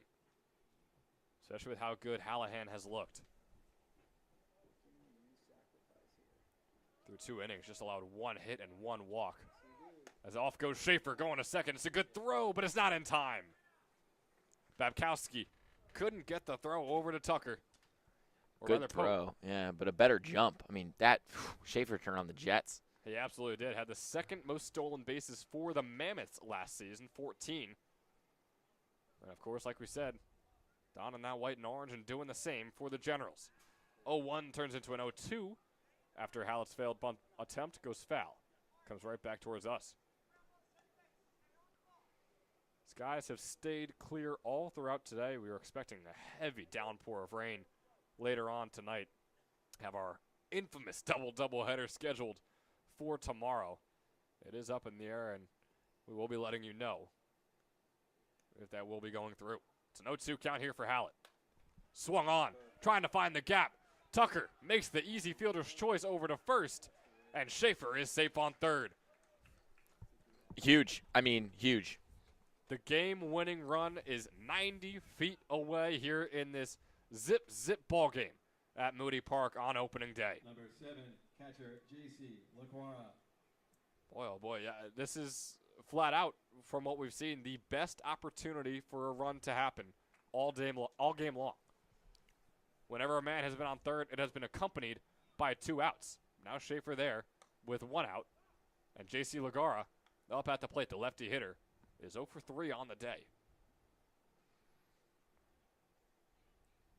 0-1 after swing and a miss. Make that 0-2. Hallahan not afraid to pump some iron and throw some heat. Absolutely. He's shown it. And throw some heat close to the batter as well. It looked like it was going to be a ball inside. Had Lagara not swung for the fences right there. It's a big pitch here, you know. Set him down on 3 pitches, and suddenly the momentum shifts back towards the Mammoths, but got to get rid of him first. 0-2 count, 1 out on the board. Schaefer on third. Pitch is in there. Strikeout looking. Off goes J.C. Lagara. He goes 0 for 4 on the day. Not the way you want to start off the season. As coming on is Donato in Kalingo. The 6'3" outfielder just wrapped up his sophomore season at Penn State Abington. There's 2 outs on the board. The game-winning run is 90 feet away on third. Breaking ball outside, 1-0 count. In his sophomore season at Penn State Abington, batted .329 with 7 doubles and 6 home runs and 36 RBIs. An incredible sophomore campaign from the Huntington Valley resident. Takes that one low and away for a 2-0 count. Good eye so far. Penn State Abington, nice satellite campus of Penn State.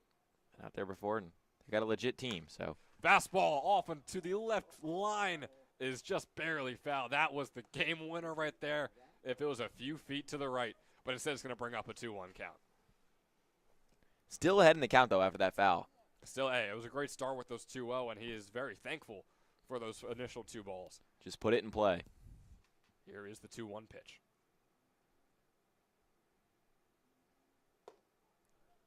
Fastball is going to be just barely outside, 3-1 count. An opportunity to put runners on the corners. And also, of course, there is always the opportunity to win the ball game. If I'm Hallahan, I'm throwing a high fastball here. Make him chase it. Fastball up high, runners on the corners for the Trenton Generals. And listen, I said it right beforehand, high fastball. I like that pitch because you're either going to walk him, and that changes nothing because a 1 run wins the game. Doesn't matter if there's a guy on first. Or you're going to get him to chase, and you're going to get a strike and da-da-da. But that's like a low-risk pitch there, especially because of how hard he can throw it. You know, a nice fist bump there, kind of trying to reset himself. Number 25 for First baseman. But it's a clean slate for Hallahan right now. You know, got behind in the count, back-to-back batters, runner on third, runner on first. Doesn't matter. They're in his blinders now. It's a clean slate. You get a pop out and still move into extras. And you have the option to possibly send Incalingo on a steal over to second, trying to open things up for Schaefer, who is a speedy base runner. And Incalingo, look, this is fully just assumptuous, but at 6'3", you got to assume he's not the fastest base runner. So that could be the play. But also, you have Cano Pizzell up, who is one of 6 players to record a hit today. Did so in his first at-bat. He's facing a 1-1 count. His second at-bat of the day right here. And probably the most meaningful at-bat of the entire game. That is, of course, if we do not have to go into that extra 10th inning. But Cano Pizzell is going to do his best to make sure that doesn't happen. Swing and a miss there, 1-2 count. I think I can smell the smoke coming out the pitch from all the way up here. That one thing was sizzling. Hallahan over 50 pitches on the day. Looking better than ever, although in a nightmare scenario right now. 1-2. Fouled off. Incalingo took off for a second, as I said, trying to open things up for Schaefer to try and sprint home. Nothing to it. Yeah, and listen, if I'm behind the dish right now, if I'm Probkowski, just let him go. Just let him go. It doesn't matter. It literally does not matter. If one run scores, the game is over. Don't try to be a hero. Don't try to gun him down. Let him go. Although how incredible would it be to end off the inning? Getting a put out over there on second base. See, they just let him go. Yeah. Goes wide. Good idea. And Kalingo will essentially waltz over to second base. Now there's 2 in scoring position, although the only one that matters is Schaefer over there on third. 2-2 count. 2 outs on the board. Number 25, Cano Pizzell, up at the plate. The Buckingham, New Jersey resident takes that one low and away. 3-2 full count. You want to talk about a payoff pitch? This is payoff right here. You can't script it any better than this either.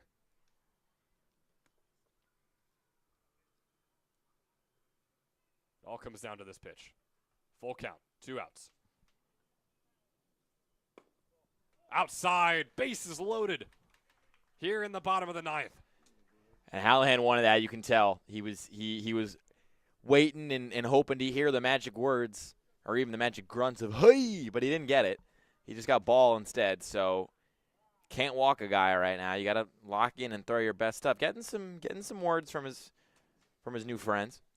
And although it obviously wasn't the decision and wasn't a purposeful move, it is one that might work out in the favor of the Mammoths, as Thomas Cano Pizzell, a dangerous hitter, had a hit in his very first at-bat. You just throw him on first. Again, first and second base runners do not matter at all right now. And you bring up Chris Salmon, who is 0 for 3 today.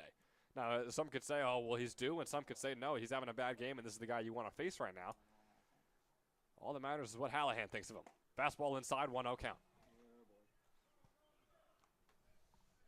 And he throws hard, and he knows he throws hard. He's got confidence in stuff. You got to just pump the zone and just hope they don't catch up to it at this point. That one fouled off, making a 1-1 count. Sure enough, late, behind, fouled off to the opposite field. It means he's not on it. I would throw it again. A couple of rising sophomores going at it for the ball game right here.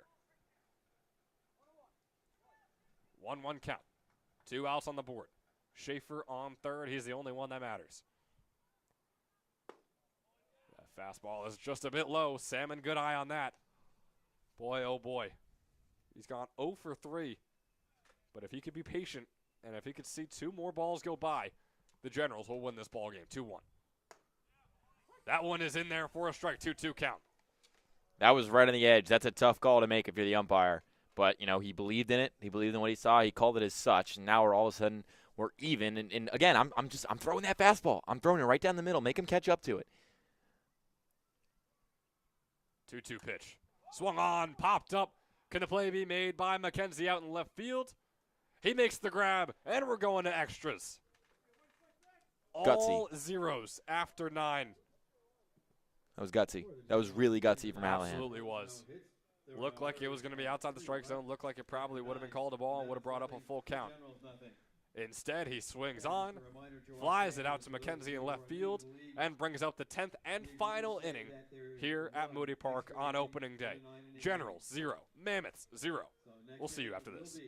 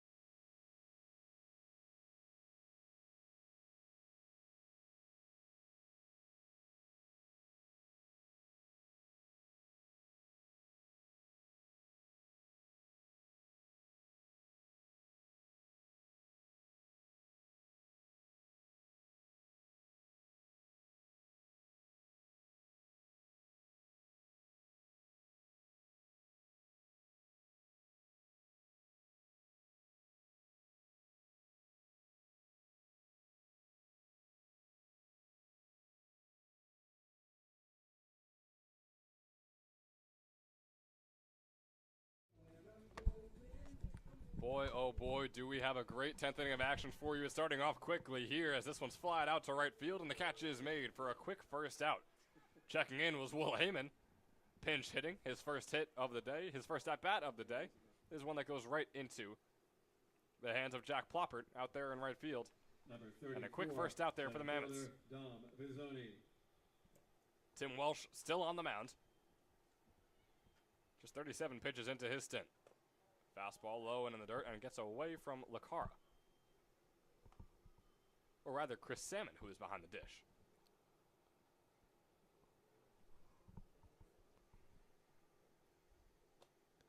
And that breaking ball is going to be away. And they still got Welch in there, you know, kind of running his pitch count up. But, you know, I don't hate this as a move from them at all. He's been shaky in moments, but he's shown guts, and that's really all that matters. Wow, that just tanked foul. But I like what I see from Welch. You know, what we're seeing from other pitchers, Welch might not, at least so far, have displayed the same technique or ability or placement. But he's fighting. He's a battler. He fights his way back into counts. He keeps stuff alive.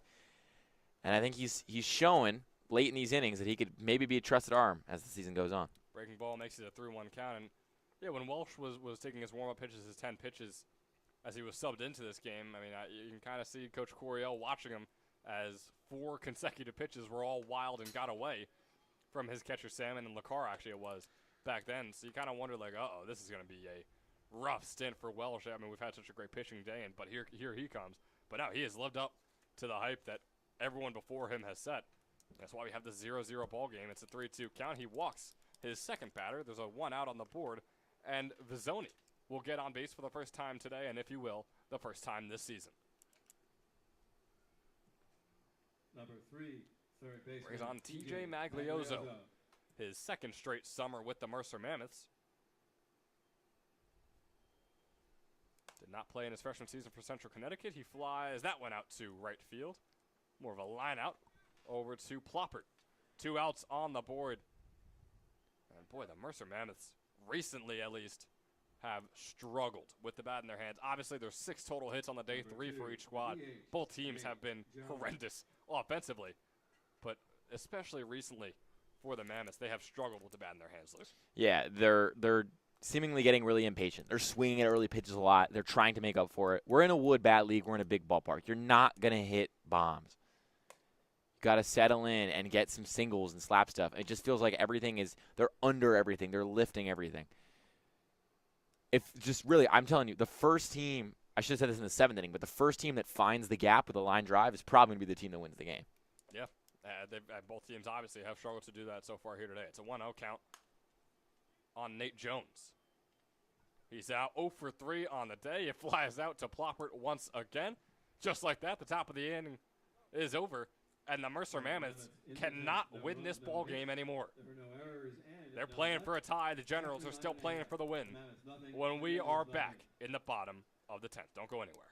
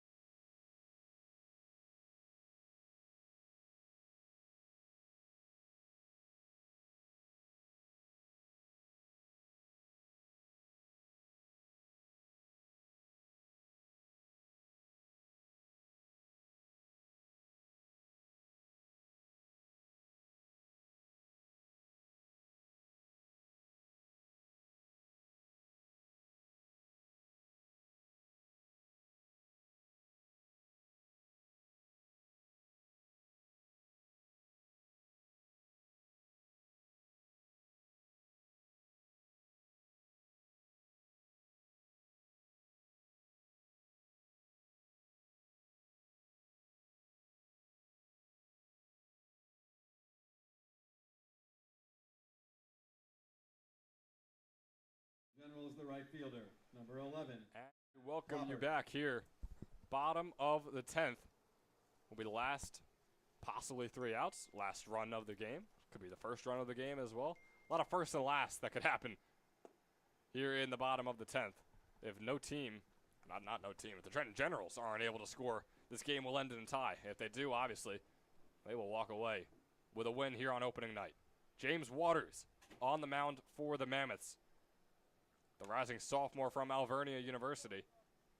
Just over 2 innings pitched over there this past spring. Allowed 3 earned runs and 5 hits. We'll see how he can close things out here for Mercer. 1-1 count. He's got against Ploppert, who's still looking for his first hit of the day. Fouls that one off right towards his own dugout.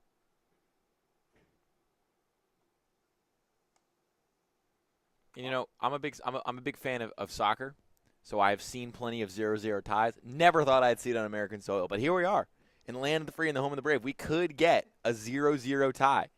I thought this was a European ideal only, but And I'd say it's likely at this point. We're going to see how Waters is able to perform. He's got a 2-2 count. Breaking ball was just barely outside. He's looking good so far. Plopper's gotten on base once today thanks to a walk. Is 0 for 2 in the other 2 plate appearances. He's facing down a 2-2 count here, starting off the bottom of the 10th. Fouls that one off into the parking lot. hopefully it didn't hit my car. Hey, no, I bet you're glad I warned you about that. You did. I do deeply appreciate that. I do deeply appreciate It's that. dangerous. There's a danger zone out there in that parking lot. 2-2 once again. Pitch low. Hey, get that out of the way right now before any guys get on base and you're Yeah, exactly. advancing them on wild pitches. Full count coming up here for Ploppert.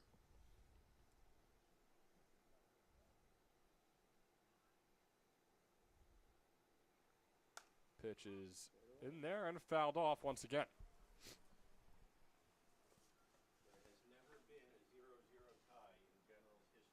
I mean, you want to talk about history?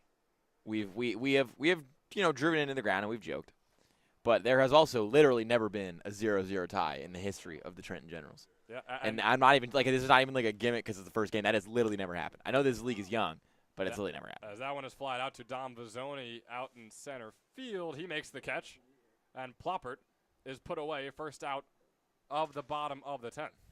And of course, I mean, no 0-0 ties in the history of the Trenton Generals is incredible within itself. A team that's been playing for decades now here, close to a decade in the ACBL, now the ECCBL. But also, the Generals' last game of the 2024 summer was a 2-0 loss to the Mercer Mammoths.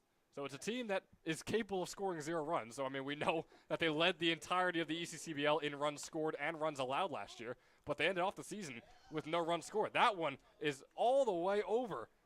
Pope, unable to make the throw. It was well struck by Sestawicki. As that ball was traveling through the air, I could hear the Sports Center music, but it wasn't in time. So It was not in time. there's no da-da-da. And more importantly, there's a runner on. And this is, I mean, if you're gonna, it's now or never. It literally is now or never. I was gonna say it was now or never in the 9th inning, and I took a timeout and I paused because we said we were going to 10th, but now it's now or never. Seriously, if you're the Generals. Sestawicki on first. This ball is in there. Martinez has struggled at the plate today. 0 for 3, takes that one for a called strike 1. Donning the number 1, fouls that one off. Gives himself an 0-2 count. Timmy Martinez, the St. Peter's commit,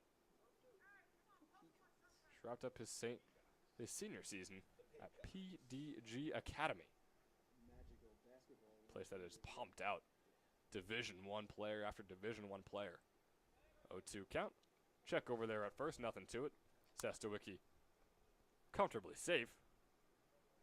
I like that idea. Hold the runner, don't let him get an easy lead. Make him think, at least put the pick off on his mind. He's probably still going to go, but nonetheless. Here's the 0-2 pitch.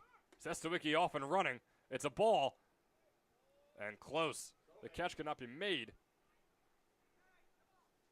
A stolen base there for Sestawicki. And Bebkowski, I thought the pop time, like he got it and threw it pretty quickly. It was a little short, and I think the one hop kind of messed up Tucker a little bit. Yeah, you could see him like kind of stick his mid out and turn his head away. Wasn't sure where the ball was going to hop, but a good job of Tucker to just knock it down. It bounced right before Tucker was able to stretch out and get his glove under it, which is why I flew right past him, but went right into the glove of Pope. But regardless, Sestawicki with the stolen base. It's a 2-2 count here on Martinez. Like I said, looking to get on base for the first time today. It's his last chance to get on base today. Off goes Sestawicki to third. What is the idea there? Being chased down by Waters. Waters still chasing him down, and finally he is tagged out. 2 outs on the board. No one on base. That is definitely a decision by Sestawicki. Yeah, one of the decisions of all time for sure. Also, when he was getting chased down, why he didn't just dive back at second, I'm not really sure. I mean, he was getting chased down, but it didn't look like the pitcher wanted to give up that ball. He could have at least given himself a chance to get back and be safe, but nonetheless. So that runner is now off the base paths. Martinez fouls that one off. And yeah, Justin Sestawicki, really, there's not much explanation for that. I mean, he had 1 stolen base last season at Elon. Not really someone that you think of when you think of, hey, let's steal third in a tie ball game in the bottom of the 10th. But he tried it nonetheless. It's a 2-2 count, 2 outs on the board. That one's outside. Going to bring up a full count. Could be the last pitch of the game right here. I mean, this is just – hey, listen, I haven't played baseball in many years, but I know what coaches are angry and happy about. And I don't know if a coach is ever going to be happy about getting yourself caught in a rundown. You're on second. You're a speedy player. That's just shooting yourself in the foot. It's hard to be happy about having a runner in scoring position in an extra inning situation, as that one is going to be fouled off. Martinez is really battling here. And he's doing a good job up there, you know. He's had a lot of long at-bats today. Hasn't really kind of hit pay dirt yet, but he's battled, and he's going to get a pitch to hit. We know that. He's going to get a pitch to hit. These pitchers are throwing well, but, you know, pitch counts are high, bodies are tired. He's going to get a pitch to hit. Not only is he trying to get on base for the first time today, he's trying to win this ball game or keep this ball game going at the very least. Another foul off there from Martinez. He's still fighting. Donning that PDG helmet. 3-2 count like it has been the past 3 pitches. Popped up fly. Socorro getting under it. He makes the grab, and that's the ball game. Not a single run scored, and Moody Park still awaits its first of the 2025 summer. Trenton Generals 0, Mercer Mammoths 0. And I mean, there's plenty to be snarky about. There's plenty to draw the ire of offensively, but it's important. I think we take our hats off to the pitching staff on both of these teams. They really did a good job. It was a collective effort. They both did a really, really good job, I thought. Throwing the ball, placed well, good power. The defense back there was strong. I mean, only 2 errors. I mentioned it in the middle of the game, but these 2 teams looked like they had been playing together all summer. That's a really good sign for what's being built with both these clubs and both these teams, and it makes me even more excited about where we're heading as a league. We ran through 6 pitchers. We saw 7 hits out there today. Just 12 walks as well. I mean, it was an absolute pitcher's battle, defensive battle, whatever you want to call it. Just 2 errors on the game as well, both on the Trenton Generals. Doesn't get much better than that. If you love defense, if you love pitching, this was the game for you. Once again, folks, Generals 0, Mammoths 0. Both teams will start off 0-0-1 on the 2025 summer here in the ECCBL Southern Division. For Luke Landler, I've been Ben Chadwick. Thank you so much for listening. We'll hopefully see you tomorrow for our double-doubleheader, and if not, we'll see you